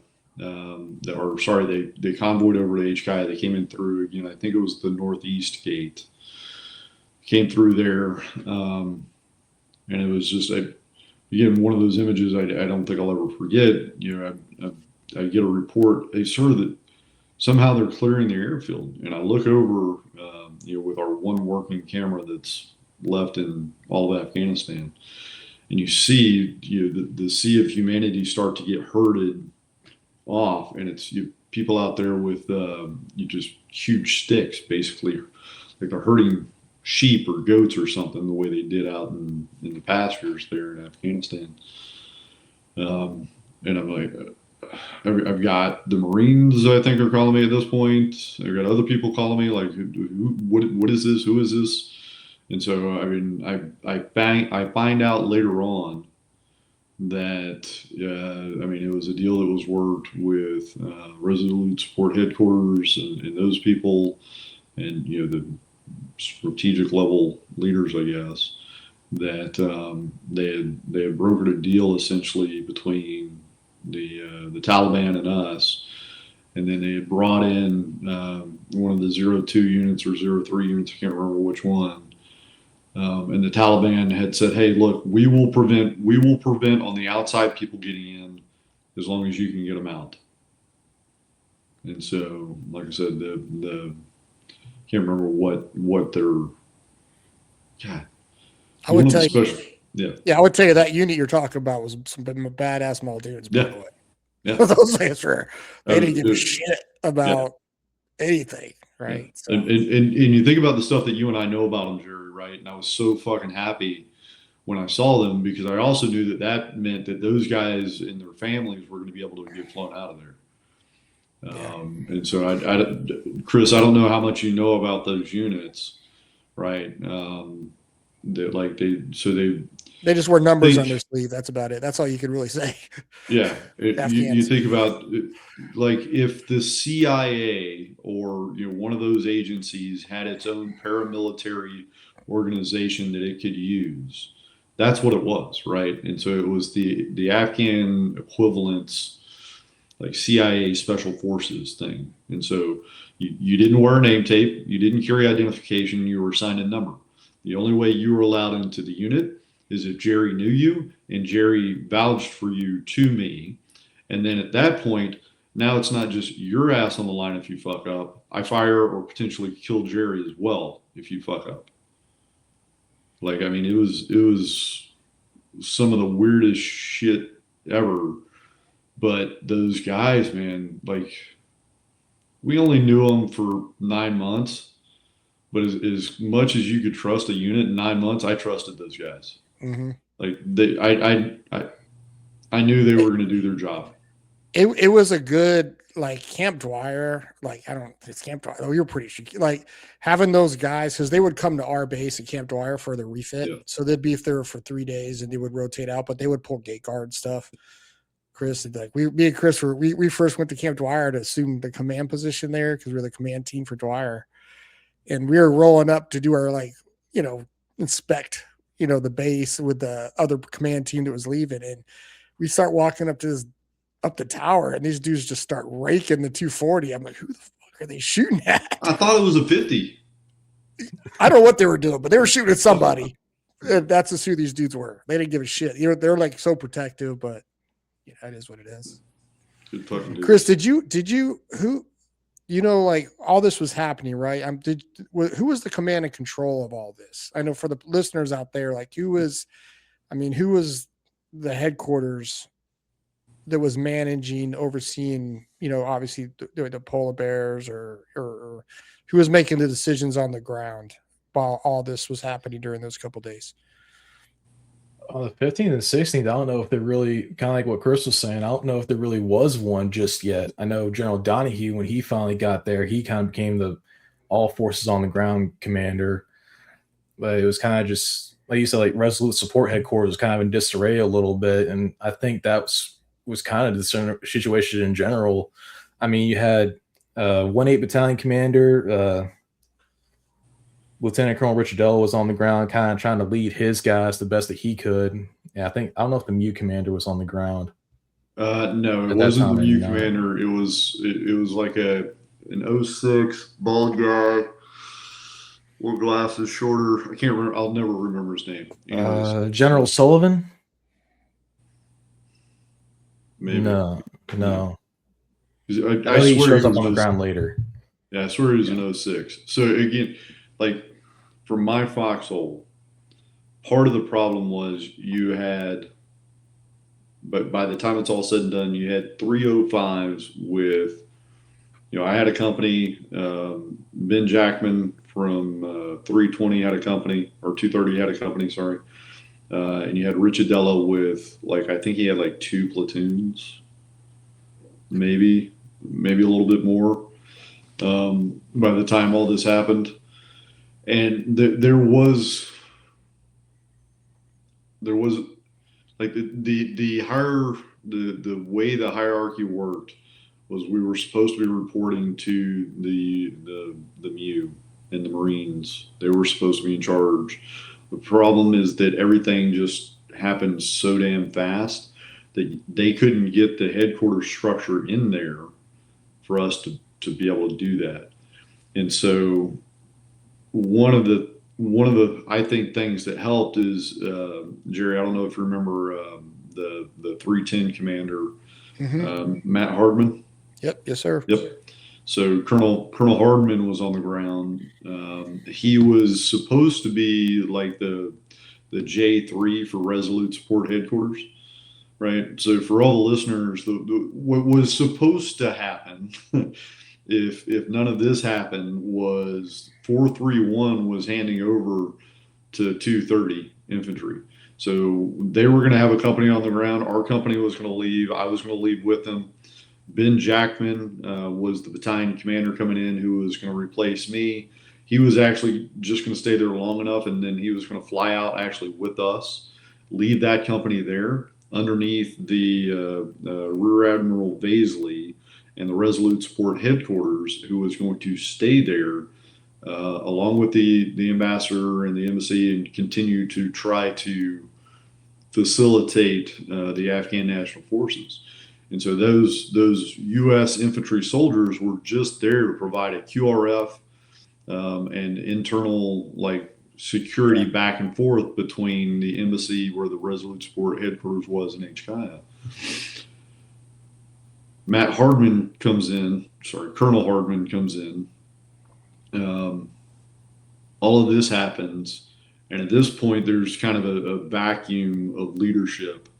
And so, when in doubt, if you've got buddies on the ground, people that weren't in the same patches, have dug some of the same dirt, you go to them. So Ben Jackman and I started going to Colonel Hardman, and it quickly turns into, well, Chris, you've been on HKIA for a month and a half now.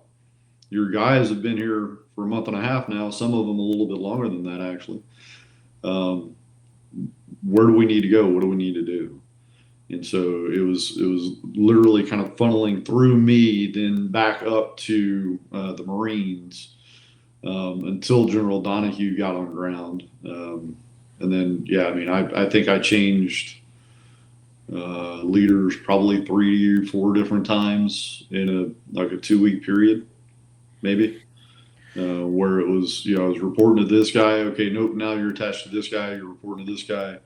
But it literally, that was the great thing about having General Donahue on the ground, is that we got a combat 2-star on the ground that could actually see to and come in with the structure to be able to see to everything, because it was hodgepodge. We were doing the best we could, all of us. We just didn't have enough boots on the ground.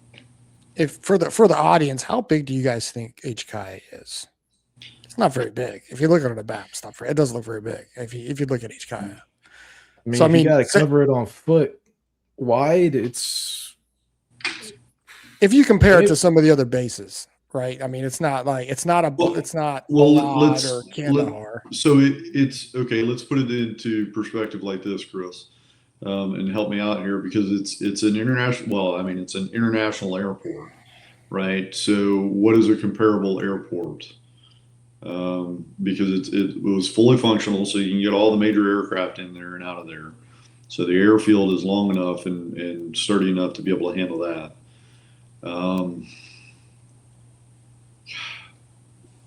Thinking like a Charlotte airport, like if you go to Charlotte or something, hell no. Smaller. Yeah, Charlotte's huge compared to this. Yeah. I'm thinking okay, honestly, it's like for all of our 10th Mountain. Did you ever fly out of Watertown, Jerry? Yeah, I would say it's more like that. Yeah.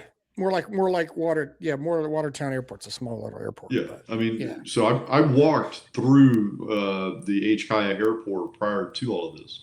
When we were doing, so I had set up a base defense ops center there, because for everybody that's listening, when I went to HKIA, I was not supposed to be there. I went there because we had some lower ranking officers that were going to be answering directly to 06s and 2-stars. And I wanted to be there until my company commander could get on the ground and take over and be that interface between those pieces.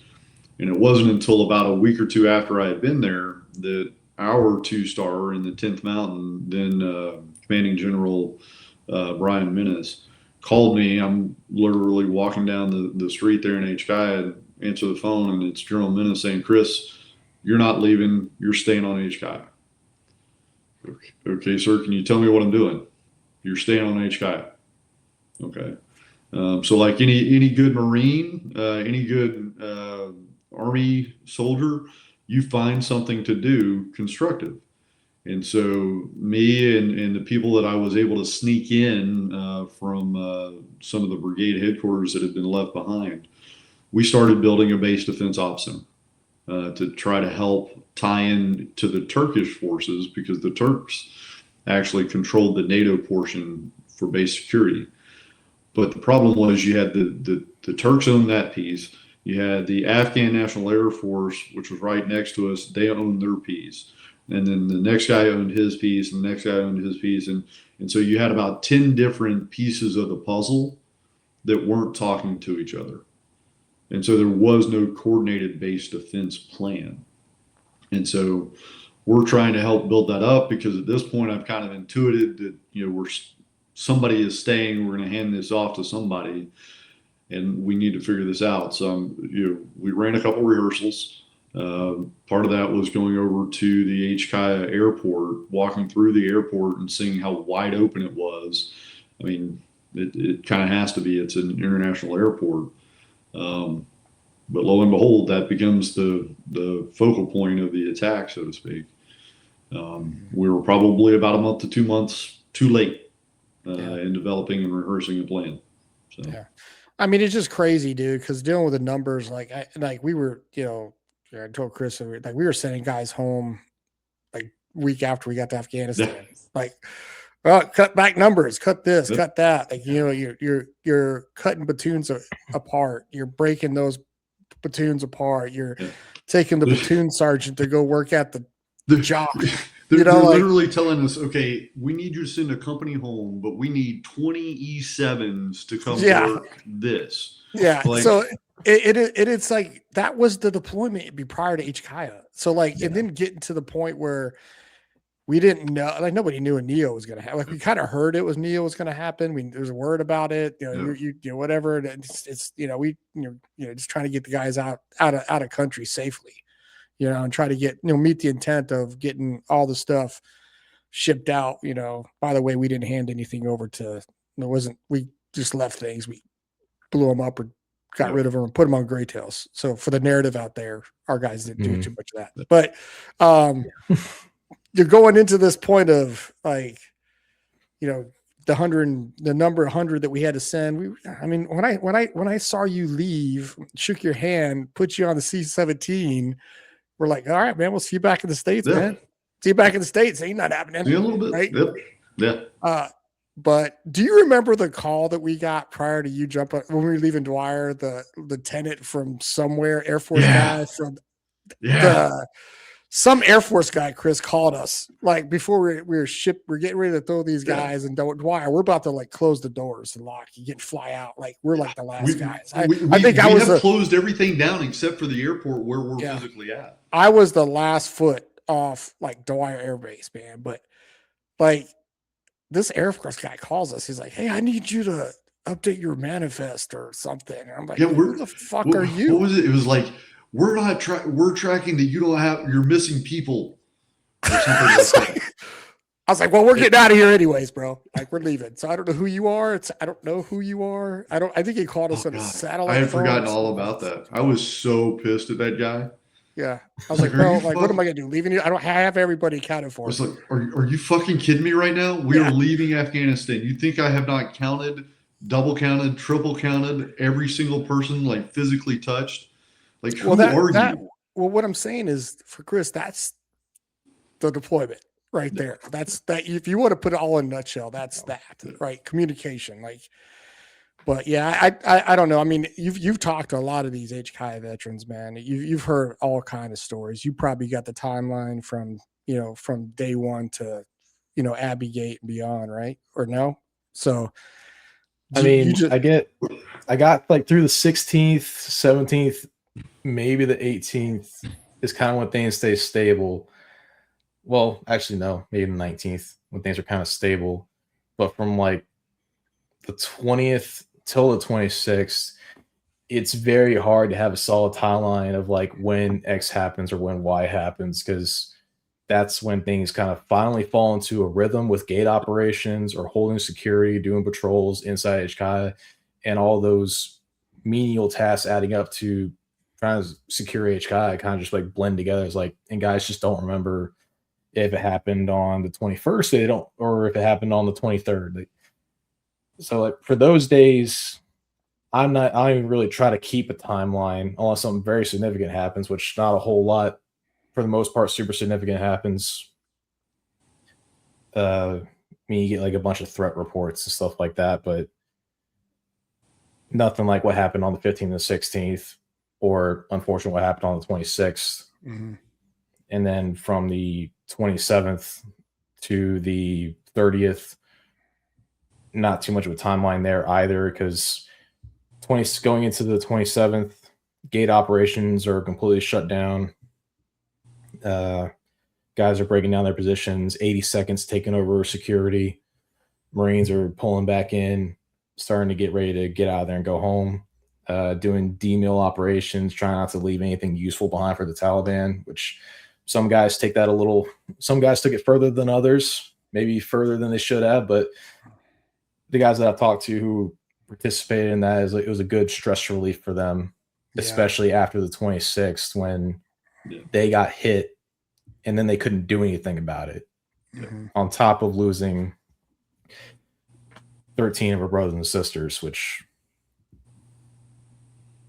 that was obviously anybody who was there can remember the 26th, and most guys can remember, generally speaking, where they were, if they heard anything or didn't hear anything.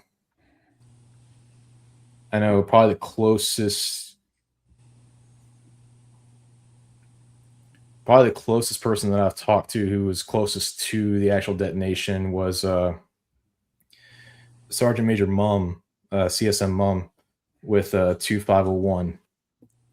And his paratroopers were about to take over security at Abbey Gate from 2-1 Marines.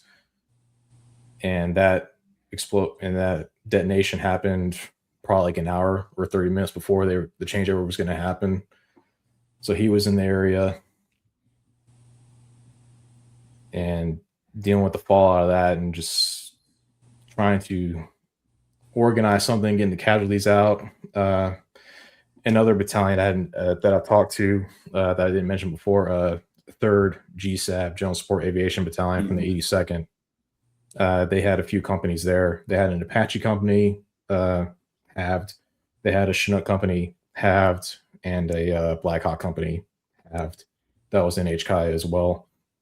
And the couple Chinooks flew over minutes after, trying to provide some kind of CASEVAC platform for the casualties. But by that, and this is a credit to the Marines and the soldiers who were there present, they got the casualties out of there, secured and out of there so fast that by the time the birds got there, there wasn't a purpose for them being there. CSM Mom actually commented how annoyed he was because all they did was blow everything around with their props, just blowing dust and dirt and all kinds of trash and crap everywhere.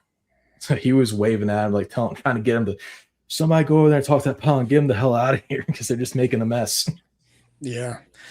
That was a huge kick in the balls to our guys too, man. Like I think, because they knew some of those cats, I think, and I think they might have stood shoulder to shoulder with some of them, but like just have to, kind of getting pulled out of the fight at that time and kind of heading back home because they've been there, and then hearing that happen, some of those guys are still dealing with that today. Still dealing with the mental aspects of that, and it just sucks, man. But I couldn't imagine the chaos when that happened. There's already chaos as it is at HKI overall. It's just huge chaos anyway. So, talking to a lot of, especially just 431 guys in general, but especially the Charlie Company guys who they flew out, at least what they've told me, they flew out on the 25th, so the day before. Yep. And even then, some of them felt like they were still leaving a job unfinished, like they should have stayed longer because obviously stuff was still going on. Yep. And then some of them were satisfied, like, hey, we've been here for like close to 10 months. We're ready to go home. We've done more than what we were originally asked to do. I'm good with what we've done. Let's go home. And then Abbey Gate happens the next day, and they hear about it in Kuwait, and they're like, complete 180 mood switch. It's like, why weren't we there? Why weren't we holding security, helping them out, and yeah. It's an emotional time, man. So yeah, that's, I don't know. So H Kai, I don't know, man. See, for you to hear these stories, man, I'm sure you've heard some, stuff that you've heard from these guys that are, or they're telling you, you're like, holy shit, So like all I said in the beginning, man, nobody's ever seen what those guys saw or what they've done. Everybody, not just polar bears, but Marines, 82nd, all those guys. Like, I just couldn't imagine, fighting the Taliban for 20 years. And next thing you know, you're like staring at these dudes, like across the wire. Like, you're just, dude, I've been trying to, I've been trained to engage these dudes. And, I'm kind of standing here secure and standing on this fence and watching the horrible things that happen in the wire and with the crowd and, what they did with people and stuff. It's hard on some of these guys, man, when they came back. Right. So, and I know you probably see it in some of the interviews you got, like the anger that you probably see from them telling you, it's crazy. So yeah, I mean, it's like a lot of guys that I've talked to, like yourselves, who've like you, Chris, and other guys who had prior deployments, have prior experience, even combat deployments. And a lot of the guys who were there in HKI will say that was the hands down the worst deployment or the hardest deployment I'd ever done because of just how chaotic it was. And then just, especially anybody who did any time, even if it was just 5 minutes at any of the gates, the things that they heard and saw and just had to kind of sit there and absorb it. I mean, I got stories for days on that. And yeah. And talking to guys about how they feel about some of those stories. And I talked to one guy who he was a staff sergeant Marine at the time from the SP MAGTAF attached to 2-1. That 2-1 was attached to, he was part of the air wing element. And telling a couple of the stories that kind of ran together, that things that he had saw, and in the middle of the interview, he just broke down and just started crying, and he's going for like 5-10 minutes, and I just have to. That was hard that was probably one of the hardest moments of any interview that I had done, because I just had to sit there behind my computer, looking at him filming on his phone, and I can't reach a hand out and like put on his shoulder or give him a hug, or I can't do anything. But after about, like I said, like 10 minutes, he pulled himself together and we moved on to the interview. And thankfully, by the end of everything, he was in a pretty good mood and he felt really good getting his, kind of like something we talked about earlier, getting his story out. It's a relief to talk about it. Some of these guys just haven't talked about it in a long time. It's like sometimes it's good to talk, man. Let's be honest, right? That there's, I'm not shy. I talk to a behavioral health person once a week, but it's a civilian that's never served or done anything like that. There's a difference when I'm telling my story to you guys, right? Or somebody that has been there. That while you may not have been there on the ground with me, Chris, I know that you are inherently going to respect my story probably more so than just the average person, right? So that if I have a moment like that, it's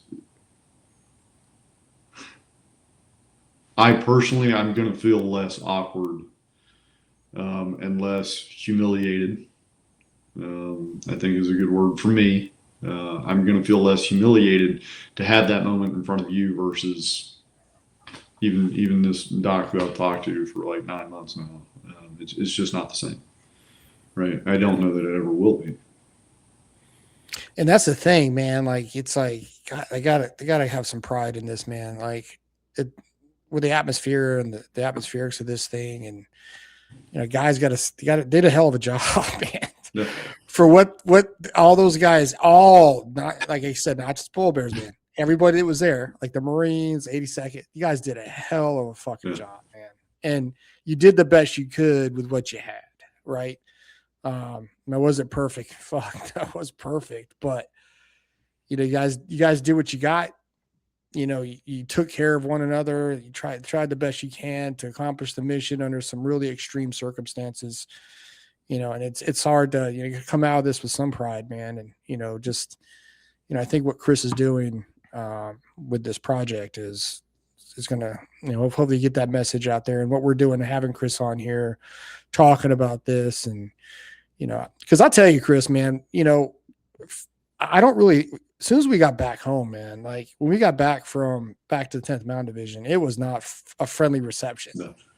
No. So coming back and what these guys dealt with, and what they kind of went through, because I don't think anybody back in the rear, I wouldn't say they didn't give a fuck, but they were paying. I don't know if they were paying attention, whatever. But it was a hard transition for those guys that went through all that stuff, man, coming back, because there wasn't, being infantryman, you just go back straight into your training cycle, get your leave, and then you're back to work. Like there's no, not saying like, give us a couple attaboys or something, but they did a hell of a fucking job, man. And it was hard for our battalion coming back to the 10th Mountain Division at a time, because it just didn't seem like it was a good, hey, welcome back, guys, now get to work. And that's traditionally how the Army works, I get. Okay. Good. Yeah, there's just some level of recognition. It's not hard. It shouldn't be hard to give, and it's like not much to ask for. Just like some kind of level of recognition. I mean, yeah, I've heard from y'all, and I heard from other guys with the polar bears getting back and how that was, and then other guys who, especially with 1-8 when they got back. And specifically my old unit, Charlie Company 2 LAR, because like, especially for like an augment, like an attachment to like a larger element like a MU. So like the way LAR works for deployments is that we historically will send a company with whatever battalion is getting sent out on a MU. During my time, my deployment, that changed to just a reinforced platoon, because like they're trying to like see how small they can make the force while still maintaining its capabilities. And they planned that to do the same thing originally for that MU as well in 2021. Ended up being closer to like a company sized element, but you detach from 2nd LAR, the battalion, and attach to whatever battalion you're deploying with. So 1-8 in this instance. But then you come back, you do a few admin things with the battalion that you're attached to, and then you cut back over, you're back with your parent battalion. This whole battalion full of guys who didn't go on that deployment, who have no idea what you just went through. And the leadership of that battalion has no idea what you just went through. And when few of them that I've talked to, when they got back, they were told, so like, you can't talk about what that deployment was like, because we don't know what we can and can't say about it just yet, which typically happens with a lot of deployments. So that was nothing usually really unusual. Especially if some kind of combat action or kinetic action happened on the deployment.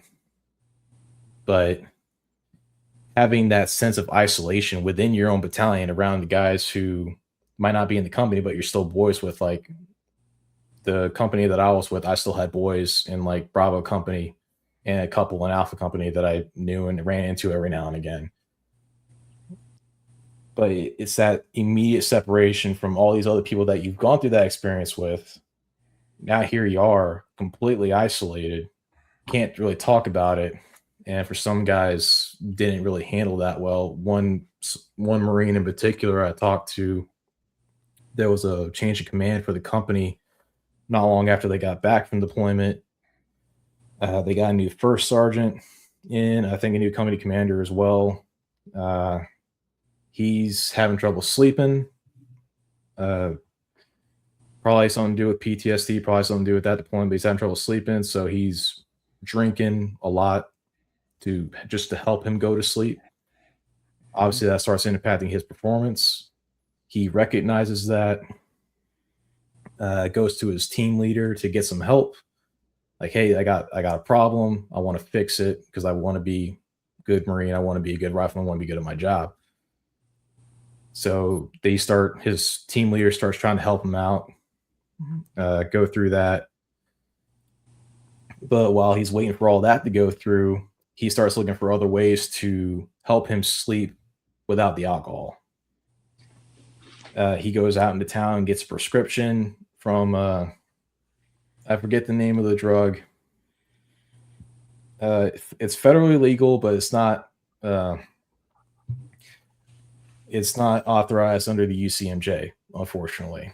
So, and Second LAR likes to do a lot of piss tests. We do a lot of piss tests every year. I did several while I was there. His name gets pulled. He's on this drug, so he pops. Wasn't anything illegal, but he popped. And from then till the day he gets administratively separated, that was his punishment from the Marine Corps. He gets treated like he's a bag of ass or a piece of shit. And then he had to fight for, I think, 2 years after he was forced out to get that upgraded to, I can't remember if he got upgraded to an honorable or other than honorable. I want to say he got up to an honorable or a discharge under honorable conditions, something like that. Yeah. But yeah, and shoot, I forget what point I was making with all of that. Yeah. It's one of the few stories that one of the few stories that really stuck with me, and other guys who went home and tried to talk about it with family and friends, and the family and friends had no idea anything had even happened. They thought we had left Afghanistan like 6 years ago. And him as well, to icing on the cake, when he went home and tried to talk about it with his family wanted nothing to do with it. They didn't want to hear about it. Yeah, I mean, all anybody ever wanted to ask me was like the political aspect of it. Yeah. I'm like, I can't talk about that. It was hard, Chris, Yeah. because me and Chris, you guys got Chris, but I couldn't even go Chris R because I know, but dude, it was hard getting back, man, and trying to do your best to, because I went through my things with the division leadership, all that kind of stuff, and got a couple ass chewings or whatever. But it just was so out of touch, man. Like it was just so out of touch with things, and I could speak a little bit more freely because I'm out, but like it's just so out of touch, and I think Chris and I did our best to kind of shield a lot of that stuff and give the guys like flexibility to go see people and get help. And some of them struggle, especially some of our snipers. Right. So, it was hard, man. It was definitely, it was hard being in the command position that whole time, that whole deployment, man. Cause we didn't have the answers. We couldn't get the fixes. We tried the best we can to make sure the boys taken care of, but man, it was tough, man. It was a tough one.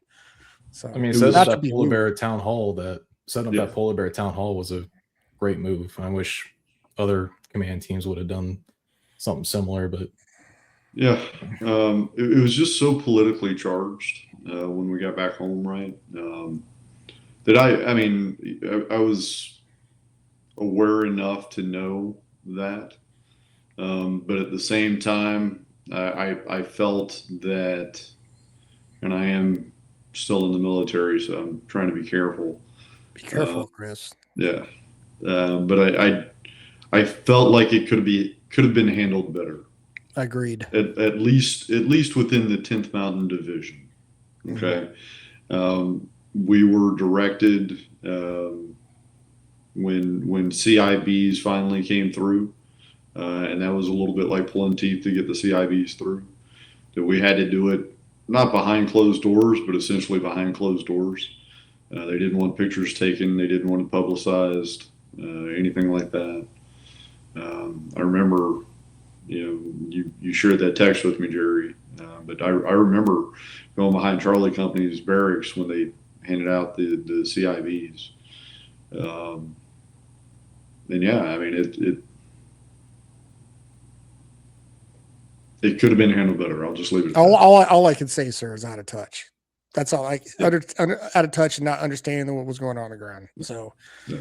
and that's what it is, right? So, some of the guys. I mean, all we can do today, and I think Chris is doing a good job. What he's doing is say, let them tell their stories, and get the word out. And how many of the guys, Chris, now you interviewed are pretty much still in? Is there a lot that are still in that out of that 80s? Like, I'm not going to give it numbers. Is most of them are out or? Yeah, most of them now are out. When I first started, a lot of the guys, well, a handful of the guys that I interviewed initially were still in. Like I interviewed one guy, he was sitting in his car in the barracks parking lot. I interviewed another guy, he was in his barracks room. A couple other guys still in. Most of all of them are out now. There's a few career guys who are still in. I talked to a pilot, the only C-17 pilot that I've talked to so far, and I'm on an agreement with him to not put his name out there because he's still in. He's a career guy, and he doesn't want any comments that he had to potentially mess up his career, and I don't want that to happen either. With all this too, it's like I'm not out here to try to get anybody in trouble. I'm not trying to point fingers at anybody or blame anybody. I'm not here to play some kind of political game or say like, oh, such and such decision should have been made. I mean, we can talk about that, sure, and I'll probably talk about that a little bit when I write. I mean, when with the book and everything too. Yeah, I don't think I mentioned that earlier. I am working on a book for this as well. That'll supposed to be published this year, but unfortunately I couldn't get enough stuff together. So hopefully next year it'll get published, but we'll see how that goes. Hopefully, but yeah, yeah, I'll talk about politics as much as I absolutely have to and no more. Because and this is something I did at the very beginning when I was writing my thesis is I tried to create, there's two narratives when it comes to that deployment and HKI specifically. There's the foreign policy political angle where you talk about all those top level decisions made in DC, made in the Pentagon that did or didn't influence things that were happening on the ground. Decisions that should have been made and decisions that shouldn't have been made, et cetera, et cetera. I acknowledge it, but that's not the story that I'm focused on. The story that I'm focused on is that story of success, which belongs to the guys who were there on the ground, either the ones who were in HKIA or the ones who were in country, like all 431, who just talking about everything that happened before August. 431 goes in there. Y'all are doing the work of a brigade trying to shut all these installations down just as a battalion. Yeah, battalion mine. It was under battalion. Yeah. Well, yeah, and as y'all were saying earlier, and we said in the interviews as well, as soon as you get there, you're already sending people home. So you're a battalion minus at that point. Yeah. And the fact that you can go have enough command and control and maintain enough communication to organize all this, word finally comes down, hey, we're leaving, shut everything down. And then you have soldiers that are clearly reliable, like First Sergeant Kelly, Sergeant Strott, Sergeant Maynard, yep, Sergeant Rutherford, and all these other guys that can execute all of this under very unfavorable conditions, not great conditions, but get everything done that you needed to get done and get it done well. Yeah. And all the BS of people like saying, oh, we left the such and such behind. It's like, no, you destroyed everything you could destroy. You moved everything you can move. Whatever little bit was left was formally handed over to our allies. Unfortunately, our allies didn't hang on to it for very long. But you did Yeah. everything you were directed to do. I don't see in any of the interviews that I've done and the research that I've done, I can't see any real fault be applied to any of the soldiers or any of the Marines on the ground. Nope. Y'all did Yeah. what you could with what y'all had. Y'all did more, even more, and got a hell of a job done that y'all honestly probably shouldn't have been able to get done, but you got it done. And talking like on the 15th and the 16th with Charlie Company and the rest of the guys and the 1-8 guys that were there and the 82nd guys that showed up in the middle of all of it. That could have been, it should have been so much worse than what it was. But thankfully, y'all got enough of a stopper on it to try to break the momentum and eventually get things under control, so that you guys can get out and get more people in to help for a secure situation. And now there's 125,000 people, give or take, that are out in the world now that have the option or have the opportunity to make a better life somewhere else than what they would have if they were still in Afghanistan right now. Which anybody who doesn't know, if you're still in Afghanistan right now, Afghanistan sucks. Yeah. Who would have guessed, being under the control of what is still effectively a terrorist organization as far as the U.S. is concerned, as far as I care about, I have no love for the Taliban. I never will. Yeah. Now I can't imagine anybody who was there on that deployment or had been on any previous deployments either. I would tell you, Chris, like it was like, when we got in country, man, it was hard for Chris, Pulver 6, right? For us, we went into this Dwyer. We had no idea what we were doing. We get to Dwyer and we're a command team of a base, not just any base. This is like special operation hub, man. Like if you want to kill things, it comes out of Dwyer, right? Like just the organizations that were there. So like me and Chris are expected to be a command team of that, right?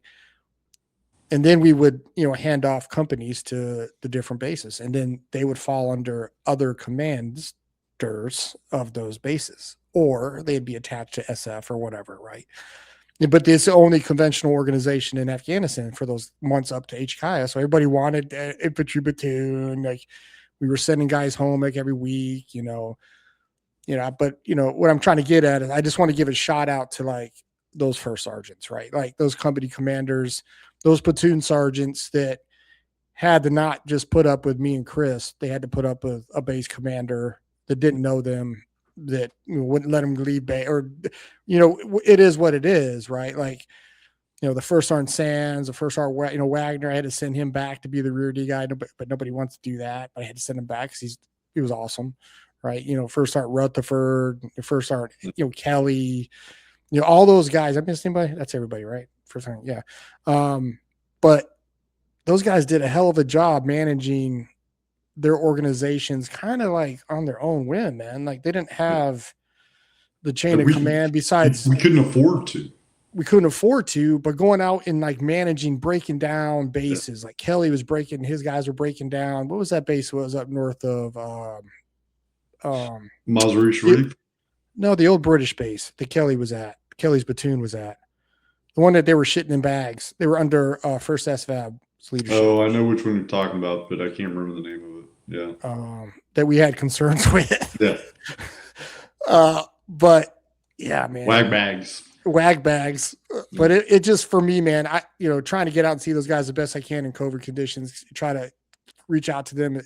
We tried our best, man. And like I said, it was hard, but they all did nothing that, Chris and I did. We didn't do shit except, try to take care of the guys. They did all the damn work and did all their hard shit to do what they got to do. And, up to that night with Kelly and his guys doing that stuff and being overran, and like, it just shows, man, who they are, dude. They're just amazing soldiers, amazing human beings. And I'm super proud to be associated with all those dudes. So even the guy, I mean, it is what it is, man. It makes me so proud, man. That's why I'm glad having you on here and like telling the stories and stuff is it means a lot to me. I know it does for Chris too. So, but that shit was hard, man. I don't know. Yeah. Telling SF guys not known to this day. Telling SF guys that, hey, can you not wear t-shirts around, like put your t-shirts on, or stop jumping the berms with 4-wheelers, or so can I get it's funny because we would do QRF drills at Dwyer, so we would Chris and I would kind of stay on top of it, man. Like base defense was our thing. Like when we got to Dwyer, nothing against the unit that we replaced, but they did a hell of a job too. But we restructured that whole base, man. We tore down walls, put up perimeters, and kind of did all that stuff, and ran like base defense drills with that organization, the Afghan organization. They were pretty badass dudes, but we're trying to do base defense drills, and there's special force, there's an organization in there that flies helicopters that's top secrets, working out, or 75th Ranger Regiment's working out in the gym. I was like, can you guys just stop and go, we're doing a base defense drill. Just one day. Just one day, man. Because our guys are clearing the gym, right? They're doing what they got to do for the base defense drill. And everybody's like, okay, we just need everybody to take this seriously. So that was difficult too, man, but it was crazy. Yeah. It's we know you got the fancy berets, but can you at least maintain the appearance of good order and discipline? Oh, but I'll tell you, man, there was an organization we work with that's they had a command team that's they're secret of secrets, right? But they're I think his chief, he was a senior, he was an E9. Yeah. His name, I think his name was Andy. I don't know if that's his real name or not, but dude, he took us in and he took care of us. And if there was issues with that, we'd go to him and he'd crush it, and he'd help us out to get through that. It was awesome. They actually talked to us. They worked with us. They were awesome, dude. And it's hard when you have to go across the street to that compound and sit in those meetings, and it's me and Chris. Everybody else is badass killers and shit, So. They're all wearing the cry gear, t-shirts. I mean, dude, they got guys in there that are 6'7", 240. You're like, the fuck? Yeah. And we're just sitting there with our 10-pound patches and listening to all the cool stuff that's happening with General Miller and those guys. So. Then General Miller turns and looks at us what do y'all think? We're sounds good. Sounds good. It was cool though. Yeah, it was a cool experience, and especially I'll give a shout out to him. I'll give a shout out to him while we're on this. Is hopefully someday you can get General Miller to come talk to you, man. But I hope he shares his story one day. I know, dude is I worked under his umbrella in 06 to 07 or 06 to 08 in an organization when he was a colonel. But I knew him a little bit back then, and we ran into him because we'd have to do our briefs and stuff. He'd come down to Dwyer and do these things, but he still remembers some of the things that I went through in my 06 to 08 deployment. And the guy was just a good. Yeah. He's a leader that I respect, and someday I can. Hopefully he puts his story out there. I don't know if he will. He's kind of a, to himself kind of guy, but rumor is that he's not going to, but I hope he does. Yeah. So. Hope so too. Yeah. Chris, if there's anybody out there, man, that after, watching this thing and they want to get in touch with you, how do they do that? If there's other HKIA guys out there, there's other veterans that want to tell their story, how do they get in touch with Chris Robinson? Best and easy way to do that, I do have an Instagram account for the project. You can go through there and send me a direct message, the.last.deployment_project. And yes, I know that's annoying. It's what I was trying my best. Go through Instagram on there. Probably the best and most direct way right now is to send it to email, which is ridiculously long as well. Hopefully you guys can put it in the description. the.last.deployment.project@gmail.com. Yeah. Okay. That's probably the most direct and easiest way to get in touch. And I hope people do come forward, because I want to get these things recorded, and ideally recorded as close to the events in question as possible, because memory is a funny thing. It changes the further you get away from it. And I know not everybody's going to want to share their story. I'm not going to force anyone to share their story. I'm going to highly encourage them to do so, because I think 10, 20, 30 years down the line, when we're all old men, can't remember nothing, I'm there already, dude. we're gonna wish we had been more open in our youth and been talking about it beforehand.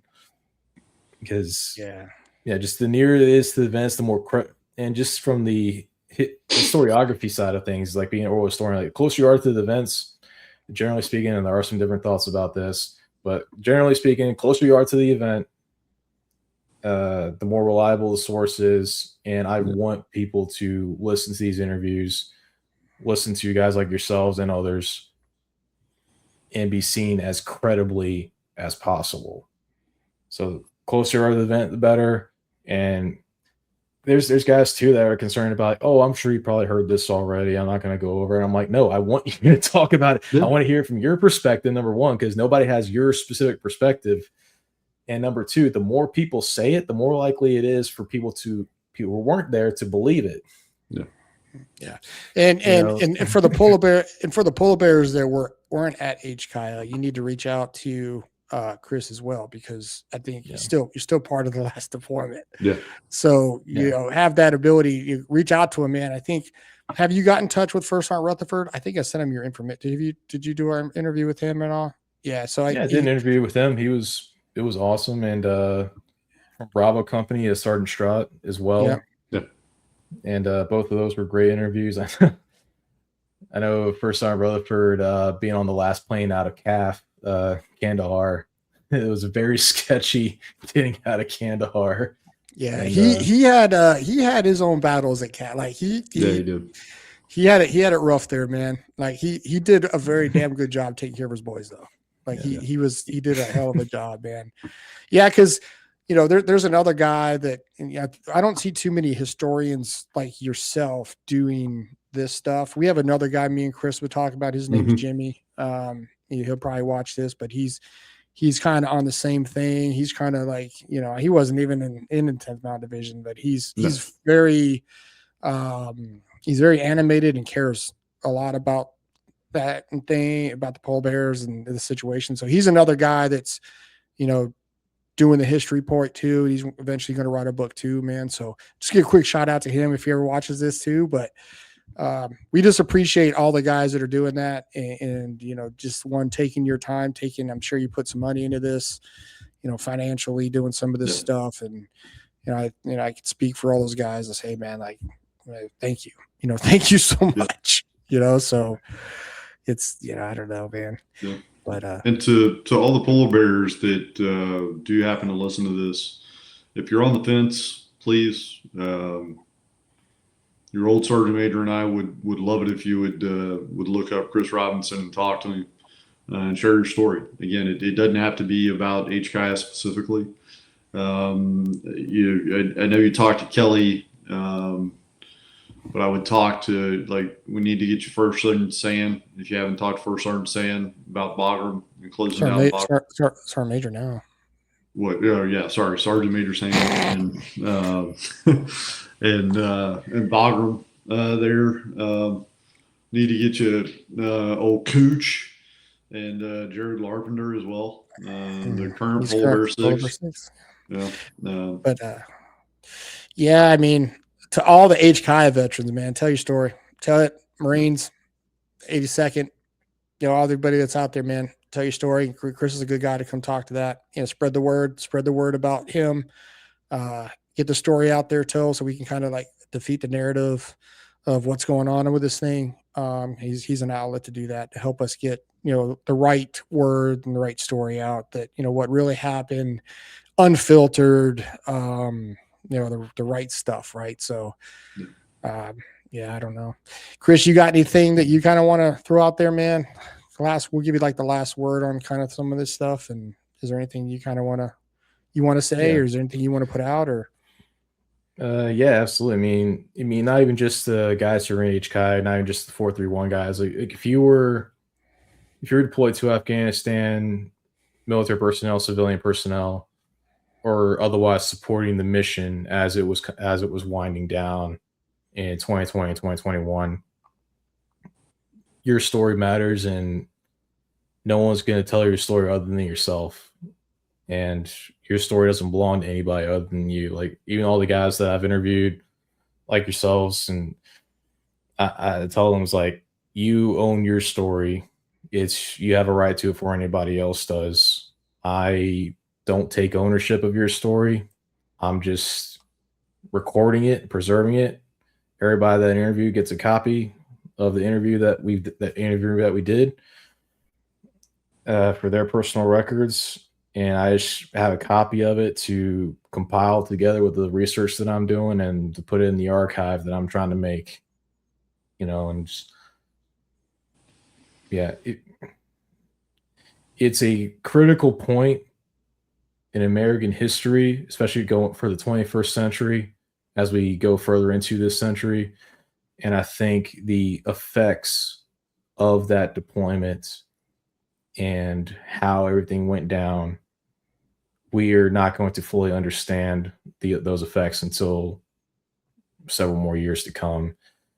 And being willing to share your story about what you went through, what you saw, what you felt about it, even your opinion about it, one way or another, is going to help people as the years go by and more things happen to better understand what's going on and how we got to where we are at some point in the future. So, but yeah. And it's the only way that we can get lessons learned and change it. Like, if you don't tell your story, man, so we don't ever have to have another HKIA happen again. Which, I don't know, but there's ways to get the word out there and say, hey, this is what it's what we can do better later, or I don't know, man, something like that. But we don't want that. We don't want to do that. Yeah, I mean, sometimes people compare it to, and I did this a lot in the beginning as well. I don't really do it anymore because I think there's enough differentiating it. But a lot of people compare it to like Vietnam, 1975 Saigon. I think there are some similarities there, but I think there's way more differences in the lead up to it, post, and during. I think there's way more differences than there are similarities. But yeah, I mean, hopefully this time we learned the lesson, but we'll see. Yeah, I don't know, man. I just think it's Chris has got a lot of time. Korengal Valley, did all the stuff out there. A lot of our guys that served our battalion, multiple tours, lived all over that country, lived in some of the harshest, meanest places, deadliest places on the earth, and seeing, trying to deal with that, and like us getting out of there the kind of way we did was kind of shitty for them, because it's been our life, man, for 20 years. So some of it's grown into Afghanistan's grown into some of these guys' identities. You know what I'm saying? That's what they've been doing. So I could see where it's kind of a shitty way to go out. So but hey, it is what it is, and all we can do now is, like I said, tell the story. And hold our heads high for what we did.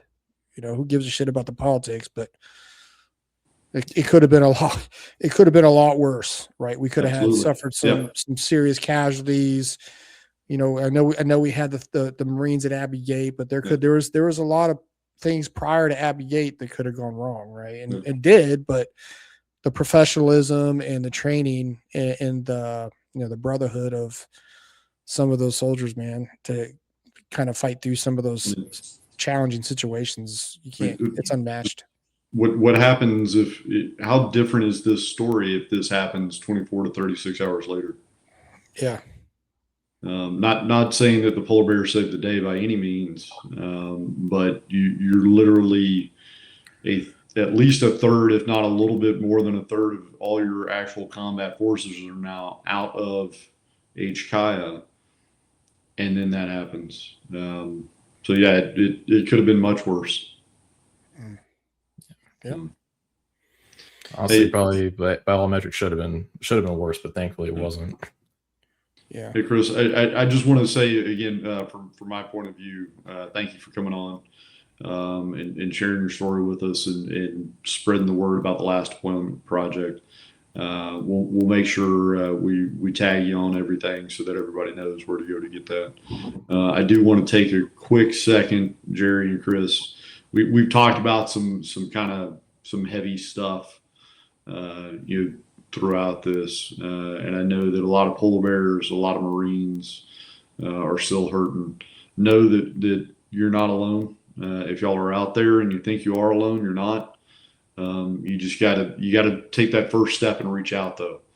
Don't suffer in silence. Okay, reach out. You reach out to us here. Reach out to Chris. There's always somebody that's willing to help you and wants to help you. So please don't suffer in silence. And again, Chris, thank you so much for being on, man. From an old polar bear to you, you're an honorary polar bear, man. Thank you for helping us.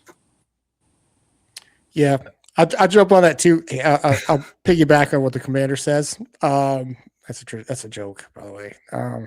He always has to. Does this mean I got to go up to Drum and give George a hug or something? Yeah, you got to. Yes. You got to. But yeah, man, I echo what he says, man. I not just the HKI, veterans too, man. That just, to me, it's Afghanistan, Iraq guys too. It's like, just if you like our platform here is not for any. We're here to connect. We're here to talk.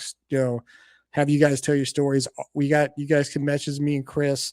We're trying to get this thing going up and running on all socials. So like you have the ability to message us. Chris has got his page.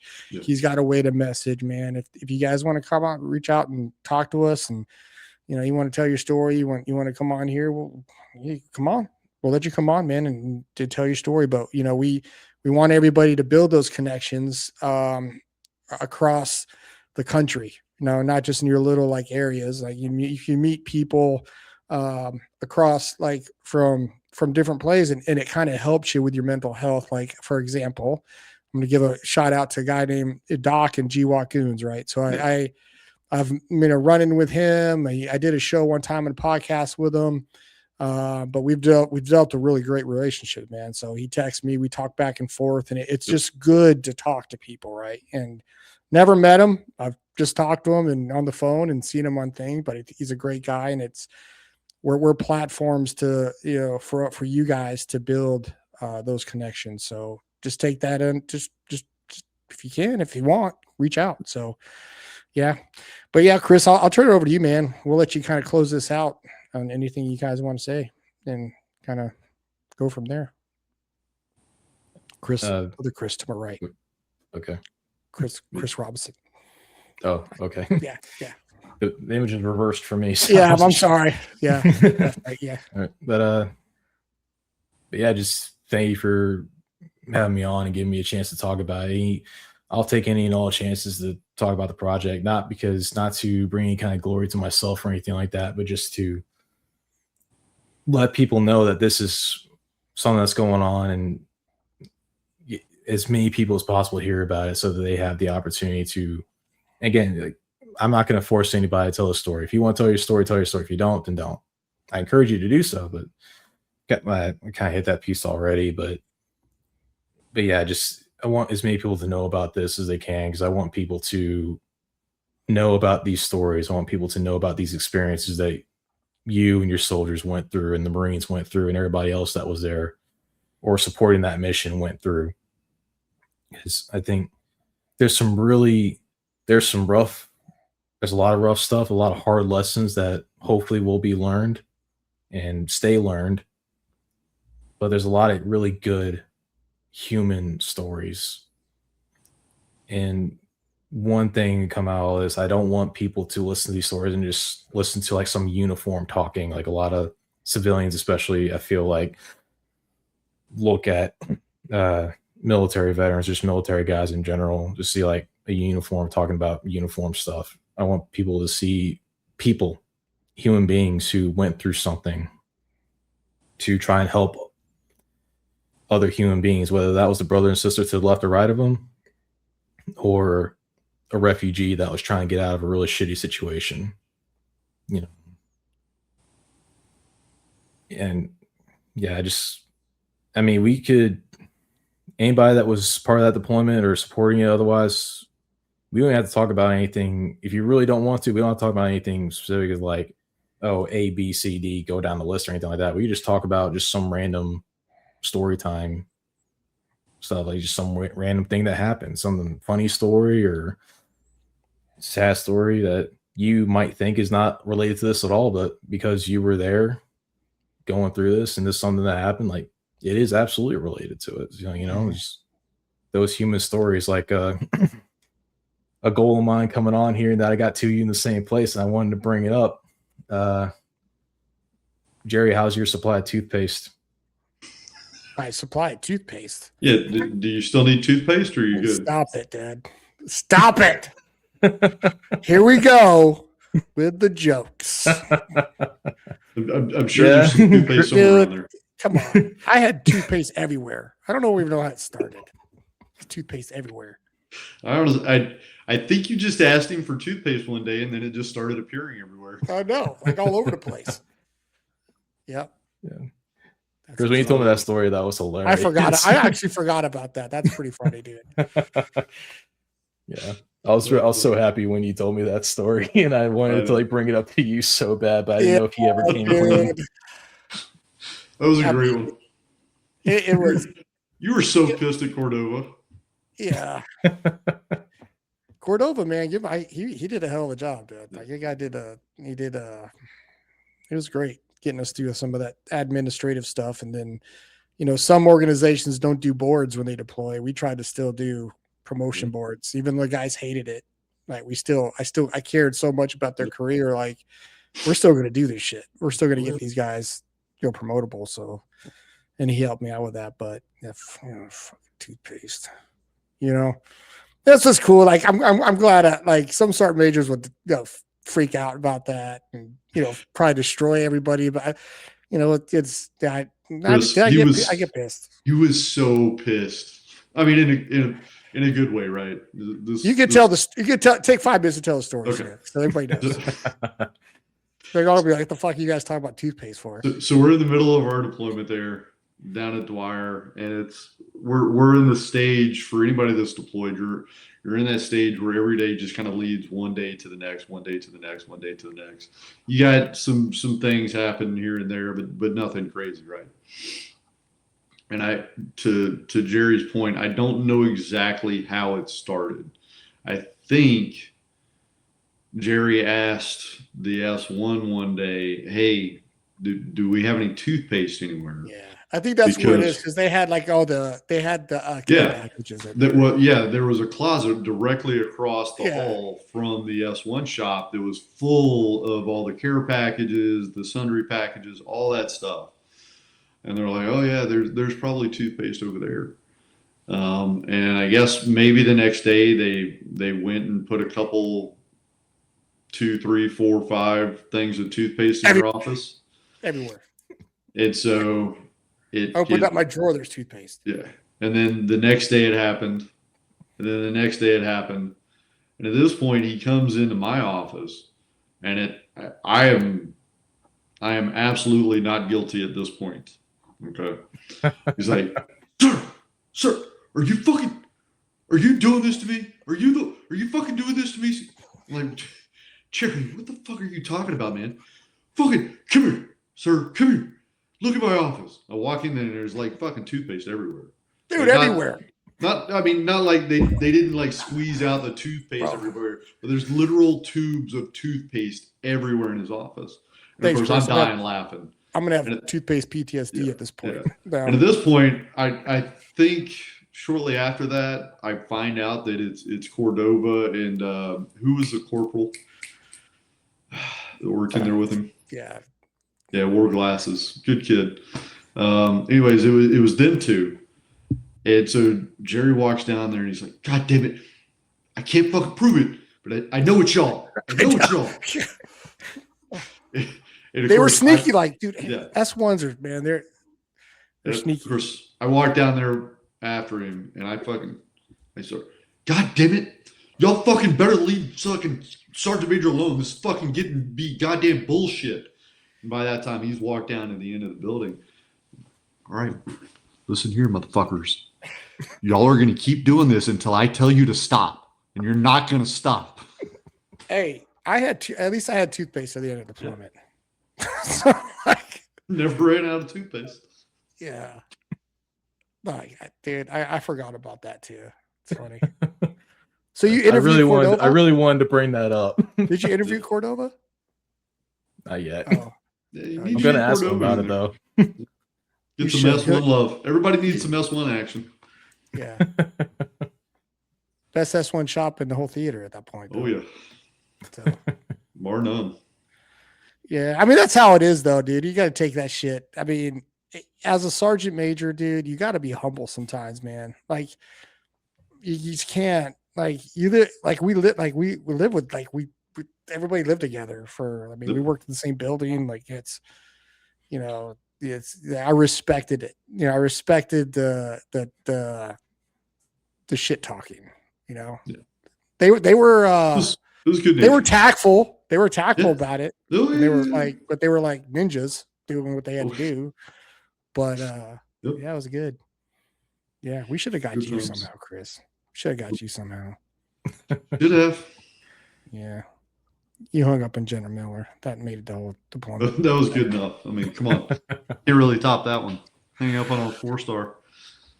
Well, that just tells you about how tight that organization was. I mean, sure we had our bumps and grinds and we had some issues that we had to work through, but overall it was good. Hell of a 3-shop over there with old big country John Yerby, fucking Pooch. Yeah. Those guys. Oh yeah, First Sergeant Hurd too. We had him at Delta Company too. I forgot about it. I mentioned him, but he was down and he came in, took over some Delta Company stuff. But had Chico. Chico would be a good one to talk to, possibly. Yeah, I'm sure he was behind some of that stuff too. Probably. Yeah. I didn't mean to make a hit list. I just no, I'm going out. Yeah, I know it now, story. Man. I know. My memory's not as good as I used to be. He's got them written down over there in lipstick somewhere. He'll get them later. My memory isn't good as what it used to be, man. But I don't know. All right. All right, Chris. I appreciate everything you did today. No problem. Thank you all for giving me the opportunity. Seriously, I really do appreciate it. And maybe one of these days we'll actually do a live, man. Get it live and get some questions going and get you on and do that. And I think that would be pretty cool too. But I don't know. I'm still trying to figure out if figure out if I like the live versus the pre-recorded stuff yet. But yeah, I think we need to build the brand a little bit more that we can get some more comments in there. Because I'd like to get Chris back on here when we can actually get some comments. Yeah. Questions. All right, guys. Well, for everybody out there, we're going to go. We appreciate your time to sit here through like almost 2 hours and 20 minutes. Boots and shoots. Yeah, come please subscribe. Give us some likes. Right now we're on I think we're on Instagram. We're on Spotify, on YouTube. We haven't got to Facebook yet. Chris, you're on all the socials too. You're on Spotify. You're on Facebook. Not going to be on Spotify for much longer because all the interviews, everything, once the website goes up, everything's going to get transferred to there. All the interviews that I upload in the future are going to be uploaded on the website itself. But yeah, Facebook, YouTube, Instagram. I feel like there's always one that I forget. Twitter, X. I do have an X account, yes. Oh, by the way, I haven't done anything with it, but yeah. These guys right here are on X as well. We do have a Twitter account. Yeah, we're on TikTok too, by the way. I have a TikTok account for us too. TikTok. No, but yeah, you can't get me on TikTok. I know, but that's advert. I know, but you're trying to build the brand, man. You know, so I mean, I didn't want to be on Instagram, but it's a better place than Facebook and YouTube to try and build something. So yeah, like I said, man, we're rookies, dude. We're rookies. Still trying to figure it out. Oh, me too. I'm very much a rookie. All right, let me. Well, everybody, we'll talk to you guys later, and please stay tuned for the behind the curtain preview of who's coming up next. We'll have that posted probably next week of who we got coming up. I won't mention his name, but we kind of want to keep it secretive for everybody. Is this my boy? Is this my boy? Ooh, yeah. Ooh. This is a good one. It'd be a good one. So I'll post that here next week, and then maybe a shot across the bow to like who that is. And if you want to be a guest, shoot us some messages. We'll get you on. All right, guys. Well, take care. I'm gonna end the stream now. Take care, everybody. Peace. See you. Thank you.